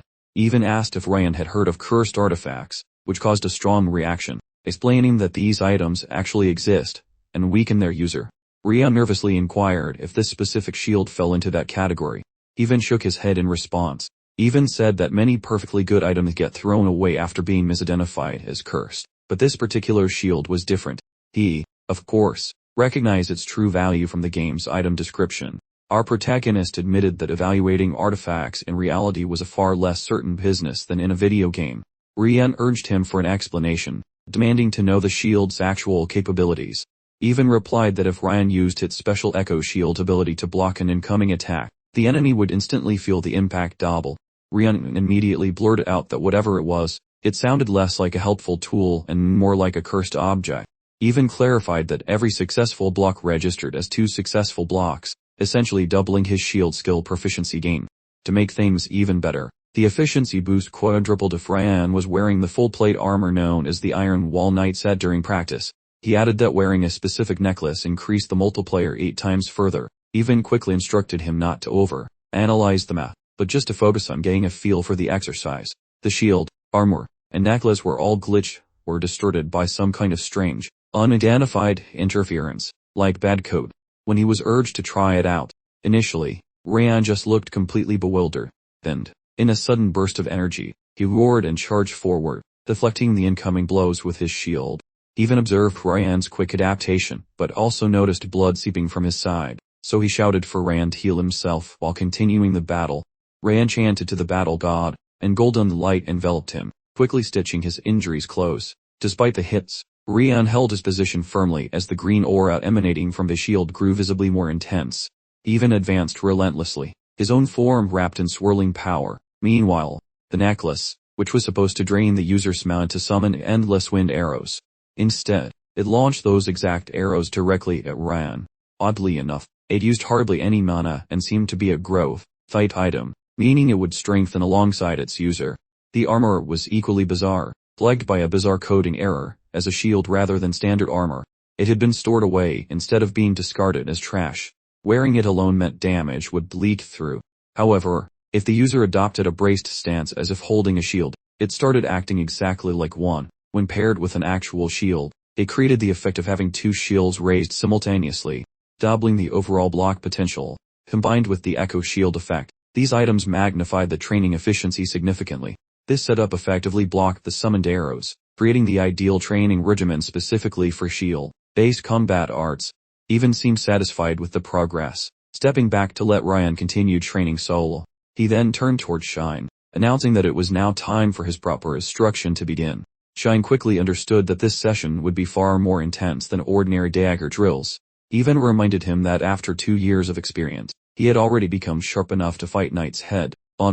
Shine snapped back, emphasizing that those particular battles were not voluntary engagements, as the knights had ambushed him from behind while he was practicing alone. Despite the hardship, Even declared, it magnificently sharpened his godly vision and enhanced combat instincts. Shine, meanwhile, grumbled quietly about the butler's own ridiculously transcendent peepers. Our young lord confessed that his initial, humble goal was merely to ensure his friends survived those treacherous dungeons. Now, however, they had bulked up enough to confidently stride into such a perilous place. Shine, however, was acutely aware he still hadn't quite attained the power level he truly required for such endeavors. Workout. Shine sheepishly conceded his muscles still hadn't caught up to his ambitions. He agreed. That, he quipped, was simply the arduous reality of being a demigod. Our boy, with a theatrical flourish, then unsheathed one of his twin blades. He then elaborated on a rather dramatic skill, learned directly from his blades, which he dubbed Bloody Shadow. It works like this, he clarified. The more blood that slicks onto his daggers, the quicker his movements become, even magically restoring his stamina. Even remarked that this gory, yet effective, ability seemed perfectly suited for someone whose specialty involved tackling multiple opponents simultaneously. He also pointed out it was one of those advantageous techniques that naturally refined itself with practical experience, only growing mightier and more potent as time marched on. Our protagonist, quite stubbornly, insisted it would only truly bloom amidst genuine combat, but the alchemist, ever the practical sort, swiftly countered, suggesting he simply needed to get some blood onto the blades. No biggie. Shine, ever the warrior, immediately wondered if this was a polite instruction to start, well, dispatching people. He then, thankfully, rapidly cleared up that ghastly misconception, then promptly unveiled several handy bottles, each brimming with a mysterious red liquid. In that exact instant, the boy, perhaps a little too eagerly, questioned if the contents of those bottles were indeed genuine blood. Ivan, confirming his suspicions, explained it was merely monster blood, primarily sourced from a rather abundant goblin population, with each distinct bottle containing contributions from various other fantastical creatures. While Bloody Shadow certainly amplified physical capabilities, it also placed considerable stress on the body, rendering it quite perilous for a young child to attempt mastering during training sessions. Initially, Ivan had intended for Shine to first accumulate a good deal of practical dungeon experience. However, he now firmly believed the young demigod had developed far more strength than he had ever anticipated. The young hero readily concurred, attributing his newfound ability to train the skill faster than predicted to some particularly helpful local facilities that magically replenished stamina. Ivan then elaborated further on the matter. He explained that effective training wasn't solely about the sheer volume of blood coating the blades, but rather the number of distinct blood types applied within a defined period, coupled with the amount of rigorous movement performed during that same interval. This revelation caused Shine to immediately grasp the peculiar reason for preparing such a vast assortment of different blood types. Our young master then precisely instructed him on the meticulous order in which to coat his daggers, like a bizarre ritual. He elaborated, explaining that the absolute most efficient training approach involved a vigorous 100-meter sprint, back and forth, immediately following each individual blood application. Shine simply froze, utterly flabbergasted. He then sheepishly admitted his primary worry was being tragically mistaken for some sort of dangerous, blood-drenched menace. Even then mischievously asked if he preferred clinging to his existing, less effective training, and when confronted with that daunting choice, Shine promptly panicked before rapidly consenting to the innovative, if messy, new method. Meanwhile, our hero's thoughts drifted directly to the mysterious Blue. She consistently departed right after completing her duties.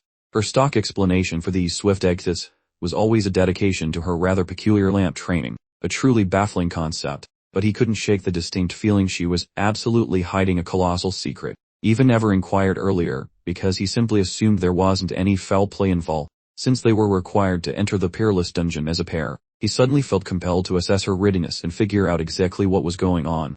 After 2 hours of frantic searching in every spot a person could possibly slip away to, he returned completely empty-handed. He mused that someone truly trying to keep a secret wouldn't simply hide in an easily accessible location. A disembodied voice called his name. Madame Miriam was standing close by, prattling lists and accompanied by a small entourage of personal maids. She observed Ivan's chaotic dashing about and wanted to know what he sought, so he offered a polite salutation while she paused expectantly for his explanation. He quickly offered apologies for his current state of business and then inquired whether she had recently encountered Belial. He shared that he had pressing matters to discuss with the young woman, yet she was nowhere to be found on the estate. The lady expressed astonishment and asked if he was really unaware that Redine had been instructing Balua in sophisticated tea services, artistic flower arrangements, and noble conduct. Ivan recoiled in shock, demanding to know the reason his mother would potentially train the girl in such subjects.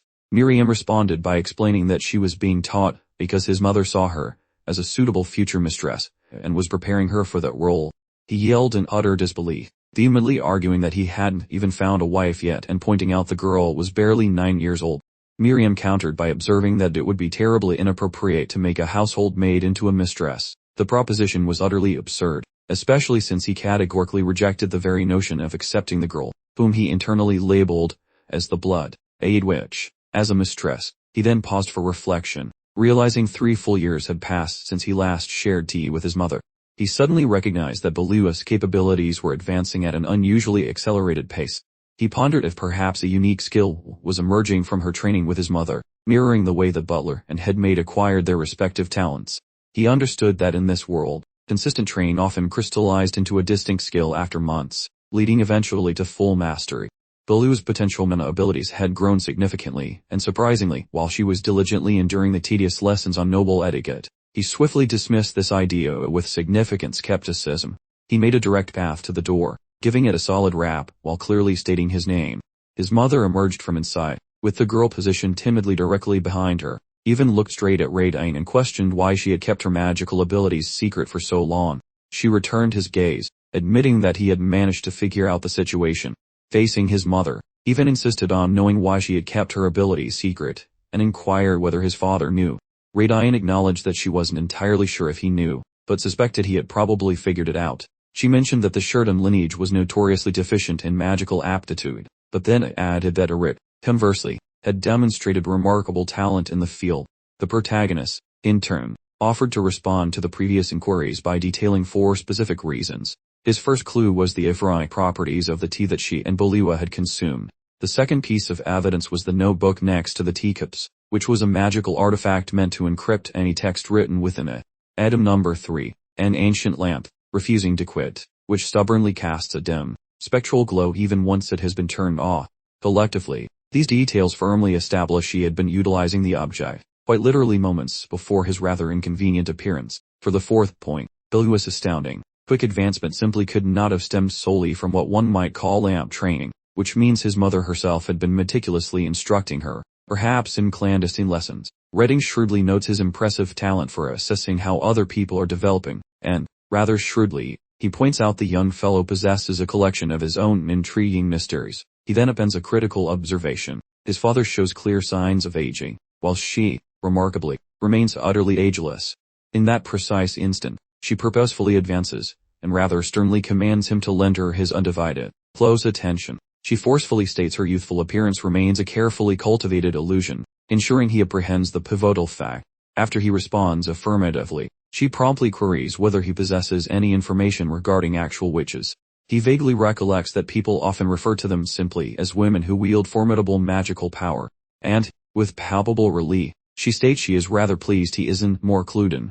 Our protagonist attentively absorbs Redding's detailed elucidation on the true essence of witches, suddenly grasping that she signifies a clandestine, concealed species, entirely distinct from a mere occupational choice. She portrays them as distinct female part, humans whose incredible skills are passed down exclusively through their genetic lineage, gifted with copious mana. They also wield utterly exceptional command. She mentions an ancient tale, alleging a divine entity crafted them, then discreetly secreted them among mortals, specifically to ensure global safety.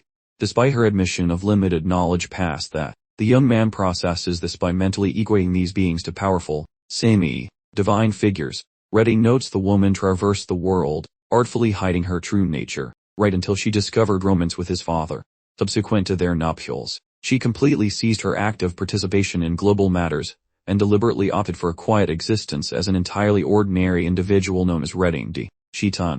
Within his mind, even recollected having thoroughly explored every single Demon War series title and all its downloadable expansions from his prior life. While possessing an impressive grasp of nearly all details, he never truly comprehended the complete narrative. Given his non-developer status, he noticed that the game's series never once disclosed any mention of witches being true to humans. He ponders how such fundamentally vital knowledge managed to entirely vanish, and a singular, probable solution reveals itself. The forthcoming sequel, that single detail completely elucidates every mystery, for unless the entire planet Earth suffered absolute destruction, it was utterly commonplace for a fresh installment in the gaming series to be unveiled. Nevertheless, he absolutely never once contemplated physically manifesting inside its virtual reality. Redding then elaborated, clarifying that no additional witch progeny materialized from the union between herself and his father. She candidly acknowledged Ivan carries a diluted trace of witch ancestry, primarily because he decidedly isn't a female. She thinks this detrimental consequence is his total inability to perform magic. She then remembers finding Bayu, a young person showing great potential to eventually develop into a formidable witch. Our main man realizes Boliwa possesses divine genes, pondering if hybrids, hags, and deities share some wacky family tree. He expects her to gain magical powers that were absent from the third demonic brawl. Redding concludes this clarifies their predicament, asking if such a lengthy history lesson satisfied the boy, and the boy offers a tiny sympathetic nod. She applauds his sharp intellect while requesting personal enigmas, mentioning that withholding data is quite unsportsmanlike currently. He suspects a fifth hellish conflict looms ahead, though he lacks the guidebook for that particular disaster. Spilling the beans to his dear mother seems wise, given her suspiciously strong links to the upcoming franchise installment. He plots his future carefully, trying not to trigger any fatal plot twists, and this hero begins explaining while recalling a vision from his sleep. Walking the estate, even listens to the staff gossiping about him like nosy neighbors. The staff gossips about his weird habits and crazy training drills, until the boy finally confronts Shine amidst the blooming petals. Shine attempts another comedy routine involving the plant guy, almost breaking the young master's stony facade with laughter. The boss labels this survival scheme number 5, a goal to mask his feelings everywhere. despite his lack of actual rehearsal, just several sunrises prior to today. The girl remarked how his infrequent grins provide massive satisfaction for anyone nearby. Yet the boy fumbled his steps, then destroyed a ceramic mug, drenching everything in leaf water before the maid sprinted over.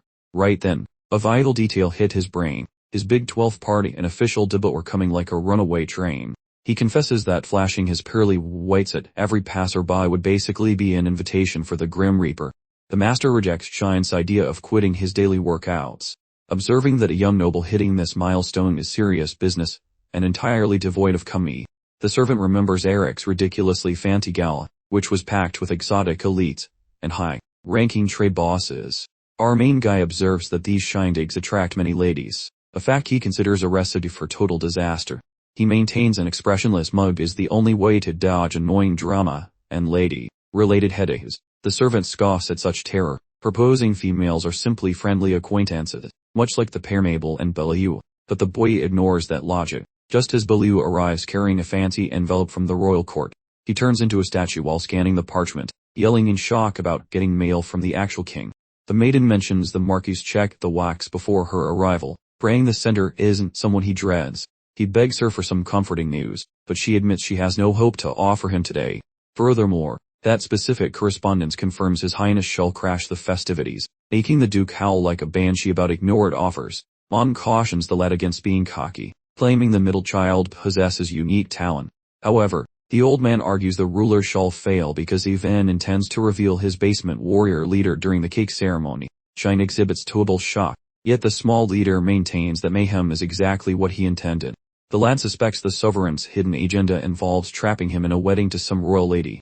Our hero assumes that accepting the warrior post shall permanently sabotage every opportunity for that annoying engagement, promising to pulverize this obvious omen of doom. Deep within that manor, employees hustle frantically while the kid grills Mabel regarding those various celebration logistics. She clarifies that the whole schedule needs a revamp because the monarch decided to invite himself.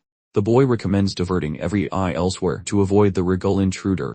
Yet she demands the birthday child remains the central star regardless of the fancy guest. She passes over the chaotic layout document, while he investigates the details, and questions its validity. Additionally, Mabel provides a solemn nod. This causes the boy's face to glow upon discovering a swarm of pretty maidens are visiting his blowout. Beforehand, Ivan interrogated the selection of famous lay singers booked for the big event. Mabel smirks, noting these women are actually just gold diggers seeking rich noblemen. She describes how promising a brief encounter and assigned foes secured their attendance instantly. The lead hero scowls with irritation, blaming Mabel for pimping him out without asking first. He tallies up more fatal portents, while highlighting numerous flaws in the layout. Despite the ladies whining about him meddling in his own shindig, the lad orders Mabel to make certain the band performs several chill melodies. The boy retreats once royalty enters, proposing to dissect the gala into two different segments, a formal bit for the monarch and a fun part for everyone else, allowing the VIPs to leave early. Eventually, the youngster stands before the workers to ask every person to attend his bash. The lad promises that the primary hall and secondary spots shall remain available. Some staff hesitate, fearing they might spoil the high society vibe. However, he disagrees, ordering the staff to sport brothers' pharmacy gear so their rank is visible. Hannah feels quite unsure about the dress code, though he insists it is vital with so many pretentious snobs wandering around the place. Ivan mentions the lady is forced into stiff religious gear for the ceremony. He offers to craft a beautiful gown once the elite snubs finally leave. Facing the elder, he suggests a dapper suit, but the old fellow refuses, fearing royal eyes. However, the protagonist baits him by describing the massive fleet of gorgeous ladies. The elder doubts their attractiveness, but the kid swears they are pure smoke shows. He mentions those silk-lined hotties are renowned throughout various foreign lands. The grandfather relents, though he threatens to bolt if anyone dares disturb his peace. Later, our hero meets the local meatman. He requests his services, but the man faints thinking about feeding a noble horde. The cook smashes his palms down, scolding the young lord for such nonsense. He even argues only experts use that specific herb, begging him to flaunt those culinary skills tonight. He guarantees the picky blue bloods will enjoy every single bite of food. This speech finally sways the anxious chef, even describes the magic of fire-kissed meats, prompting a vow of excellence, while the young master manages every other boring task. Within the grounds, Shine appears hauling a stack of packages, mentioning they belong to the master. He even acknowledges the delivery, having bought fresh gear for his squad of trainees. He insists that donning these matching outfits for the gala is strictly required. Shine pauses with suspicion, wondering if they are being singled out today. The boy confirms those youngsters are his pupils, destined for his upcoming midnight battalion. Externally, staff members shriek for speed because the remaining minutes are disappearing fast. A guard swears the defenses are tight, but Balua demands perfection, because the king is visiting. He questions if the temporary kitchen staff were vetted for hidden daggers. Mabel yells for him to go fix his face, vowing she has everything handled. One guest notices the gorgeous girls, while another puzzles over their invitations. An observer remarks that the young lord surrounds himself with top talent. Hannah questions whether their attendance at this function is truly acceptable. The man explains nobody would mess with the boy's shop during a Marquis level blowout. That lady inquires whether his ancestors were wealthy titled nobles. Plus the boy cautions that faking status brings misery more painful than burial. The young man suggests she guard her tongue before requesting beverages. Hidden away, while dressing, Middle giggles that guests are singing his praises. Yet Shine observes the lethal pit remains the primary conversation, which causes Evan to wonder about the ongoing gossip. The soldier mentions that 0 parties have survived beyond level 45 since everything became weird, despite past explorers reaching deeper. Mibble timidly questions if he truly intends to depart after partying. Plus our hero boldly agrees, admitting he intends to dive in yet merely conquer 5 small stories, making them completely speechless. Shine worries that if our young hero challenges the boss, his father might actually perish from fright. Even confesses that he initially planned to reach the 10th level. The servant clarifies that bosses protect every 5 stories, mentioning 0 per. Teens have ever smacked the level 5 guardian. Should his father learn about the 10th level objective, a total grounding followed. Hence the boy stops at that 5th story using those armored soldiers plus the assistance of his new second in command. The fellow blinks, wondering exactly which unlucky soul got that specific title. Our hero states that mentorship duties now fall upon his shoulders as vice captain, while Shine hopes it is a prank. Then the chief maid pops in saying the outfit is ready, earning a polite nod from our hero. Prior to departing, he requests the servant zip her lips regarding their chat, which she happily accepts. Worry as the boy says it is time to face the guests in the ballroom. Within the chamber, a guest spots the arrival of the Furity clan.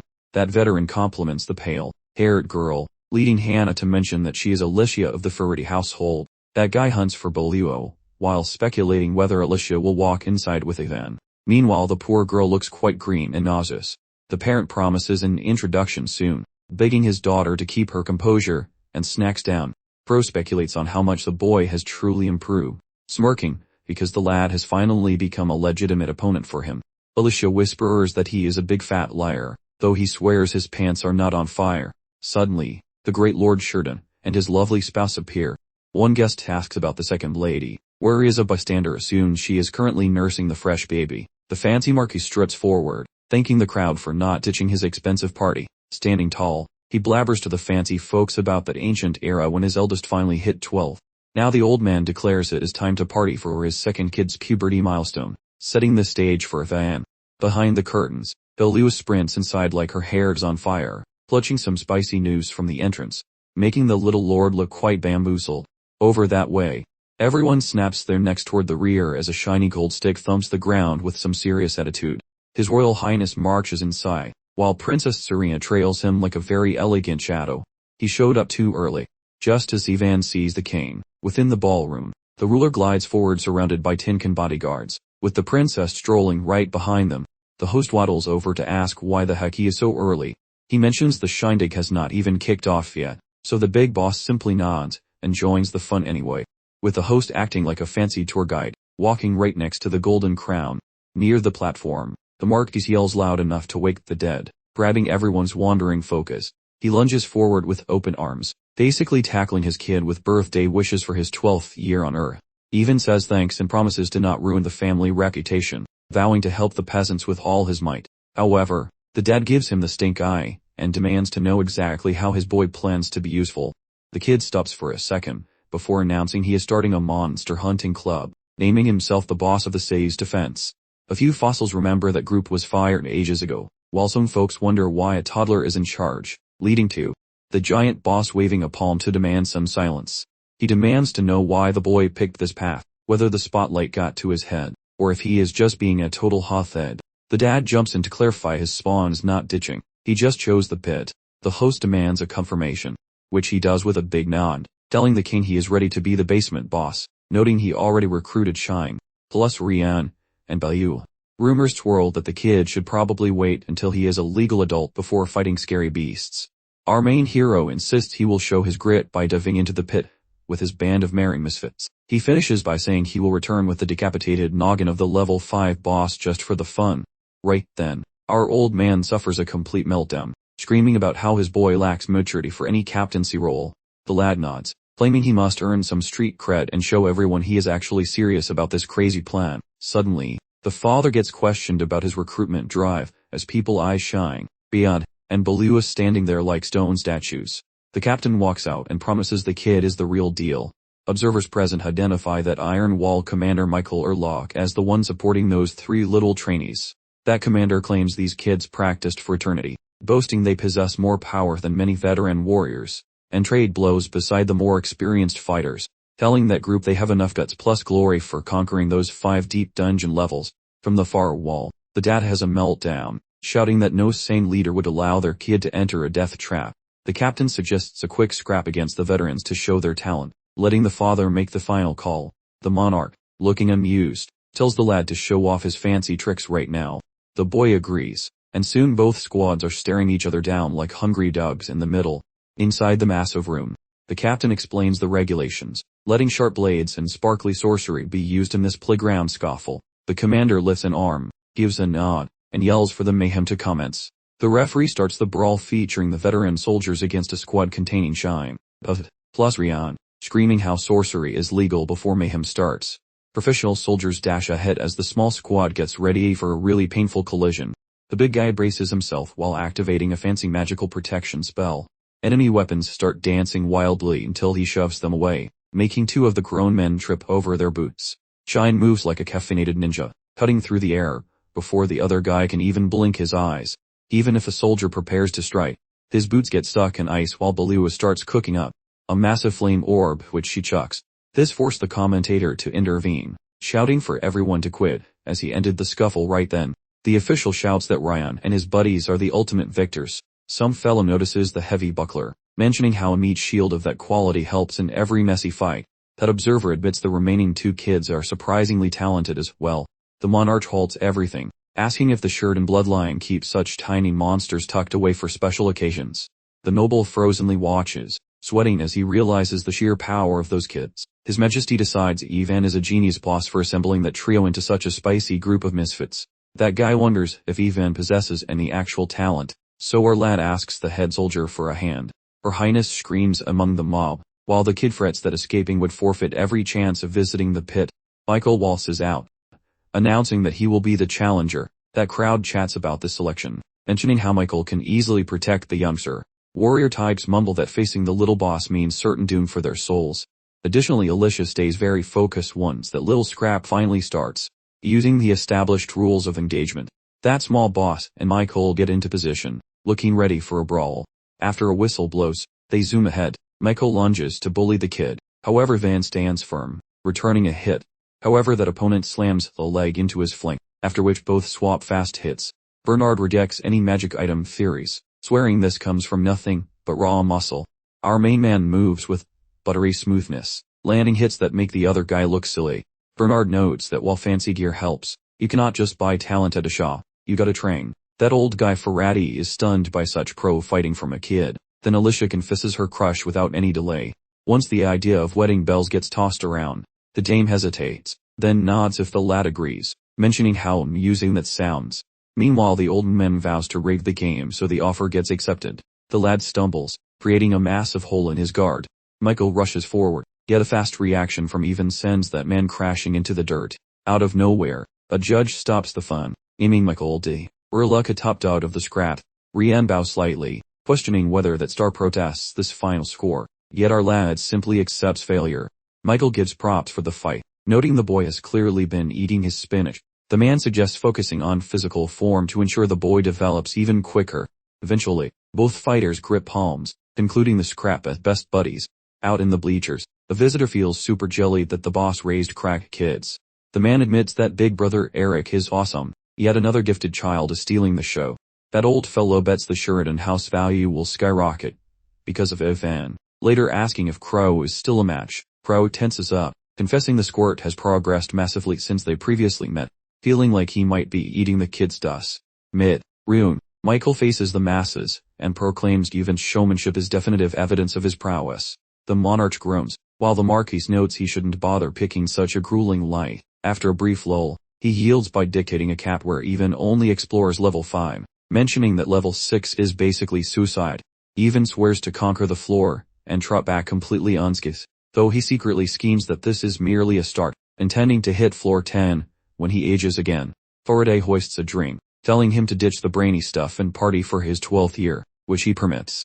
But Dane grabs the beverage, strictly forbidding any liquid courage. Serena arrives with a smirk, claiming she is here to honor their previous pact. Yevon turns to stone when she pops up, mostly because she brags his coaching made her a total tank. Serena mentions her massive urge to join his fellowship of dungeon knights. Alicia wanders over, casually mentioning how ironic it is since she also wants an invitation. Yevon screams in total shock at her as well, realizing those two lethal omens he hoped were dead have actually been resurrected. Jine strolls by, mentioning that the king, the Marquis, Count Faraday, and the rest of the elites ditch the party to gossip. Yevon tells the audience they are rearranging the furniture to fix the atmosphere. The youth summons some pretty musicians to perform, sparking the band's melodic demonstration. Meanwhile, Hannah begs Rian for a whirl on the floor, and he complies. Serena dashes back, irritated that she lost time by swapping her wardrobe. Our hero tells her she has to wait for the next tune. Serena suddenly blurts out that she intends to dance exclusively with Yevon. Lacking any patience, she clutches his palm and drags him away. Yevon twirls with Serena, who keeps teasing him about how many girls want his attention. She admits she never suspected another fancy girl would care about his monster-slaying club. He notes Alicia hails from the Magic Kingdom's dungeon town, confirming he only saw her once before. That girl disregarded his silly worries, raves about his rhythm, then eagerly begs for another round of footwork. Hardly before his rejection started, the nearby crowd bursts into massive shouting, which grabs his focus. The local meat merchant brings out kebabs, and people recognize them as those famous bro skewers. While some gossips wonder if the Sheridan House actually hired the staff, these skewers sparked quite a bit of worry, given that they looked like they came from a monster, and might be quite poisonous. Yevon sported a smug expression as Serena devoured a piece, instantly proclaiming it incredibly tasty. The princess gave the skewers a good stare before taking a big bite, then started hollering about the amazing flavor, while demanding Yevon install this delicacy in her castle kitchen. Yevon informed her that the main ingredient was monster flesh, causing her to freeze in place and question the morality of her snack choice. Nevertheless, he quickly alleviated her fears, assuring her the Marquis family's guarantee meant it was perfectly safe to eat. The surrounding aristocrats began to purchase several skewers at once, and even the regular townsfolk joined the rapidly growing queue. The chef signaled to Yevon, confirming the venture was a major triumph, precisely mirroring the young master's forecast. With a knowing smirk, he mentally summarized the situation, concluding that quality ingredients trumped ethics in the face of great flavor. Someone shouted from his blind spot, and when he spun around, he instantly knew the man was Jinian from the Thunderbird Guild. The guildmaster observed that it was truly unusual for someone who wasn't a dungeon explorer to savor monster meat, complimenting Yevon on his unconventional tastes. Yevon recalled that this man led a rather exclusive and small group of explorers. Jinian quickly countered that they simply had fewer members, a point Yevon dismissed with a wave of his hand. He continued by mentioning their group was only famous among certain professionals, with most outsiders remaining completely ignorant of its existence. The protagonist swiftly cut off the conversation by ordering 2 more skewers, clearly indicating he had zero interest in being recruited. Jinian kept pushing, swearing he wouldn't turn Rihanna over to anyone, though Yevon just ate his food, completely unconcerned by the warning. Jinian cautioned that one person couldn't manage so many talented companions all alone, before suddenly departing in the middle of his own sentence. Ruby approached and gently highlighted the sharp manner in which Yevon had dismissed the guild master. A girl with flaming red hair soon arrived, accompanied by a man who presented himself as Alan. This was the leader of Wandering Paradise, who explained she would have offered her greeting much earlier if she had realized he was working in their domain. He recalled this group's reputation for unwavering devotion and their commitment to defending Dungeon City against any and all attackers. Isla Havan Sur from the Phoenix Guild made an entrance, bringing along Mira, the vice leader of Heartshield. She explained that their master was feeling under the weather and stayed home. Yevon, meanwhile, remembered Aloha as the Ice Witch, a former ally of Heartshield's tanks. Vlad von Solta from Evergreen and Saline Annis from Megaman then both advanced in sequential order. Daisy tilted her head and asked about his fighting skills. Even explained that Knight Captain Michael once gained a dungeon blessing, learned the technique, and then taught him. She probed further, asking if he genuinely only used techniques to fight monsters, warning that this was extremely dangerous. He confessed that fighting ability didn't truly help inside the dungeon. He insisted he only employed techniques defensively, while searching for new ways to aid the Night Order, which he was preparing to test out during missions. Alan commented on the thoroughness of his research efforts. Aloha locked eyes with him and questioned if his ultimate goal was to completely clear the entire dungeon. He confidently stated that the dungeon's Night Order area existed solely to act as a shield for the city, noting that its purpose was straightforward and needed no further clarification. He continued, stating that exploring specific areas to increase their strength and protect the citizens was more than enough justification. Daisy's eyes widened in surprise at his distinct lack of ambition, as he casually rejected the notion of reaching the dungeon's ultimate conclusion. He declared flatly that sacrificing your existence for a mission seemed like a terrible bargain. A nearby guy laughed and pointed out that at least the main character had a healthy respect for staying alive. A cloaked individual emerged from the throng, pulling back the hood to show Prince Damien, making Yvan shout the name in sheer disbelief. Yvan let out a sigh of relief as a young man stepped forward. The prince noted that he even at least seemed to know how to properly appreciate his own existence. The onlookers immediately identified him as Prince Damien, silk-lying. Yvan offered a respectful greeting, insisting he felt honored by the meeting. Damien retorted that Yvan did not seem especially honored, explaining he had arrived purely to give a command. The prince instructed Yvan to protect his little sister, suggesting he transfer all that self-preservation energy toward her safety. Yvan raised his hand, promptly rejecting the royal decree. The prince asked how Yvan could dismiss him so casually, demanding to know if he truly disliked Serena. Yvan countered that this was hardly the appropriate venue for discussing his romantic preferences. He then stated his intention to become the official captain of the Dungeon Night Order. He elaborated that the captain's wife must live restricted to the dungeon city, and only someone with that resolve can marry him. He finished by stating that marrying a princess would prove incredibly complicated due to those restrictions. Without hesitation, Serena announced her full intention to join the Dungeon Night Order with him. Damien immediately suspected Yvan had put the notion in her head, but Yvan promptly denied any involvement. The prince unsheathed his sword and ordered Yvan into a duel. He announced that if Yvan lost, he would be forced to marry Serena. Yvan protested loudly, but Damien remained firm.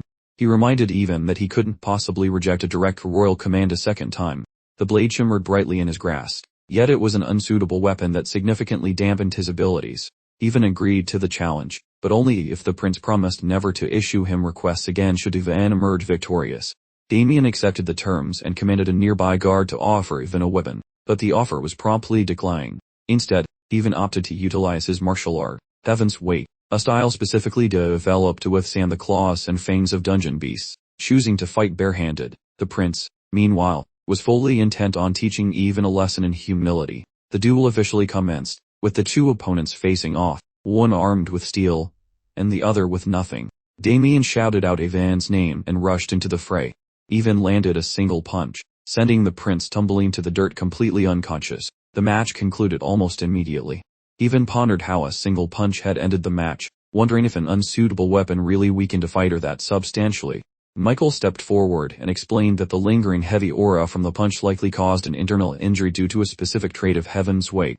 Yvan swears he merely tickled the lad with his blade.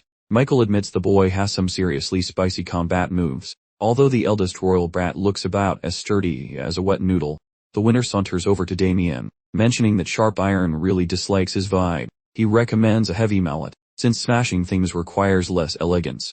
The royal wonders why a long pointy stick is off the table, so Yvan explains that choosing a mismatched tool is like wearing tiny shoes. It only leads to immense suffering. Damien pauses, hearing how a blade is just a metal paperweight without proper hands. The noble hair ponders this very quietly, then nods about thinking it over, before skedaddling away quickly. In the meantime, Serena demands to follow the lad like glue, a request he begrudgingly accepts. She begs for another bougie, yet he says absolutely not, claiming his feet have suffered enough. Alicia glides forward to claim a turn, while Serena wiggles her fingers to lock in a future bougie. Alicia notes his massive fan club, admitting it is annoying, but she ignores it now. She drops the bomb about planning to marry him specifically. During their rhythmic bougie, she proclaims her intent to join the prince in matrimony. Yvan rejects that, claiming his old man would never support such madness.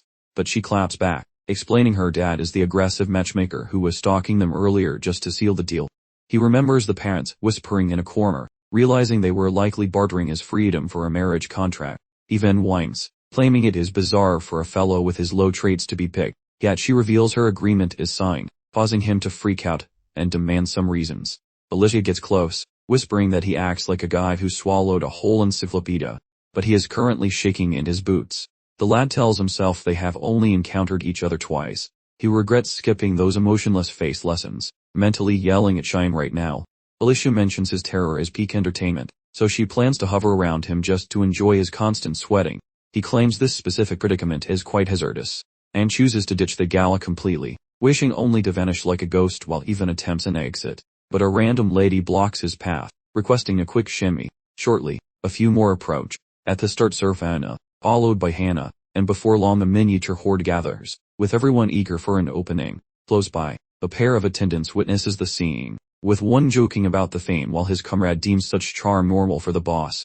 The guy encourages the lady to mingle, questioning whether he should perform the introductions for the silent girl. She barks a decline, asserting that being the first to pressure him would be far too aggressive. Shine points out today is a total exception.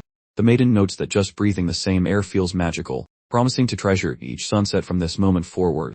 Out of nowhere, Shine bellows for the little master. He rotates to find that a certain girl desires his company, while a finger indicates Baloo.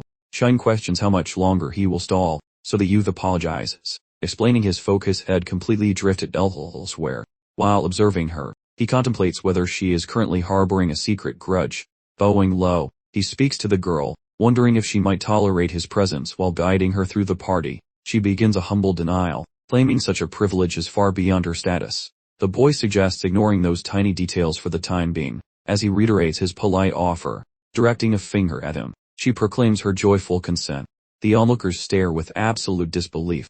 A rival grumbles regarding swapping souls with the hero to capture the maiden, but his friend commands him to wake up. Baloo looks at the lad, describing him as a majestic titan around which the whole universe orbits, even while claiming to be a mere wealthy peasant from a remote province. A bit later, the Marquis chats with his progeny, and mentions that every betrothal is presently halted, which delights the kid until the patriarch quips that royalty would never surrender a girl to some soldier. His parent clarifies it involves a specific rank, specifically the captaincy, which allowed them to stay firm on their refusal. The lad deduces that the predicament involving Princess Serena is finally settled. The Marquis mentions that even if the sovereign runs out of options, he will never quit, so stay alert, while the boy silently prays for a superior suitor to rescue the royalty. The patriarch changes the topic, noting that while general trends appear positive, Lord Faradi's girl has finally made up her mind. The kid pays attention as his old man details the count's desire to shove his daughter into the unit as an apprentice. This revelation causes the boy to let out a frustrated shriek. The patriarch adds that enduring the hardship could eventually earn her a permanent spot, meaning there is zero chance for flight anymore. The man notes how the urban defense forces are expanding rapidly, while referencing the stylish attire utilized to recruit the youngsters for backup duties. The patriarch taunts his offspring, asking if he intends to desert the group after reaching this point. Then his vibe shifts as he claims the moment for revealing the actual truth has arrived, specifically inquiring how come the youngster feels such immense terror regarding females. Following a brief silence, the youngster confesses his dread of unmanageable companions, fearing secret agendas might wound him, then wonders if such a cautious mindset makes him a total dunce. The father rejects that notion, stating the youth lacks stupidity, but simply possesses a psyche far beyond his current years. That noble cautions how hiding from humanity is no solution, mentioning how even failing helps him improve, while acknowledging the boy's bizarrely paranoid objectives. That noble clarifies how genuine wisdom stems solely through getting hands dirty, noting how even colossal blunders constitute education. The father pushes the youngster to deeply contemplate his own nature and peers, utilizing every single result for betterment. Protagonist concurs. The boy confesses his primary goal involves dodging dames for avoiding those lethal disasters currently etched within his mind. Eventually the boss offers cheers for his 12th trip around the sun. Our protagonist scans that pile of gear stacked in front of his face. The boy checks crates filled with sapphire, top to bruise, deciding he finally has enough liquid juice. Just as things wrap up, that butler trots over and wonders how come the kid remains away. The kid mentions some late night drama occurred, so he intends to hit the head immediately after this.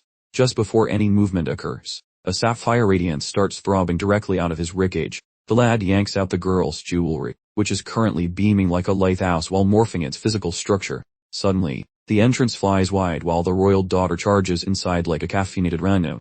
Although the youth remembers the stern lecture his old man provided during the prior afternoon, standing within his private quarters, the girl shouts how a tiny newcomer will soon enter the world. The girl shouts dibs while moving in, demanding that the little creature is prepared for its magical arrival. Our hero stares toward the shimmering jewelry held within his palm, finally grasping the gravity surrounding this magical event. The princess, gripping the crimson jelly gum, mentions the stone eavesdropped on some gossip regarding the upcoming guest. The youth demands she stop crashing his room, which she accepts, although her attention remains totally glued to the ritual. Our hero directs his entire gaze upon that trinket, while a blinding flash erupts out of the charm, initiating such mystical processes. Arcane power swirls, creating a tiny cerulean blob which transforms into a very chilly jelly monster. The youth remarks how the small creature arrived strictly through its personal volition, while the princess reaches forth her open palms for welcoming the gooey guest. This petite beast flops within the lady's palms. The girl offers gratitude for its birth, dubs it Lucy, then sets it near Rubai. Once dawn arrives, the lad encounters Bernard. He displays a platter of scarlet spheres, calling those angry marbles his battle beads. The blacksmith looks absolutely thunderstruck. He even argues that because those mittens ruin normal gear, making a typical sword is a total waste. These marbles pack a serious punch, especially with the extra magic juice provided by the gauntlets. This setup ensures distance and safety, plus scientific magic will steadily beef them up, which is wonderful for his awkward combat style. Bernard insists he lean on these toys if the heat really turns up. Beyond the door, the rest of the gang lingers, until they finally hit the road. The youth catches a glimpse of his dad nearby and waves. The patriarch is flabbergasted the kid is hitting the dungeon so fast, questioning his mental health. Our hero swears he is ready. While the patriarch stalls, the matriarch screams out some encouragement. After a short quiet moment, the father folds and warns Ivan to stay safe, which the boy accepts. He pivots to look at the group. The boy notices Ryan plus Belua and Shine are all standing ready.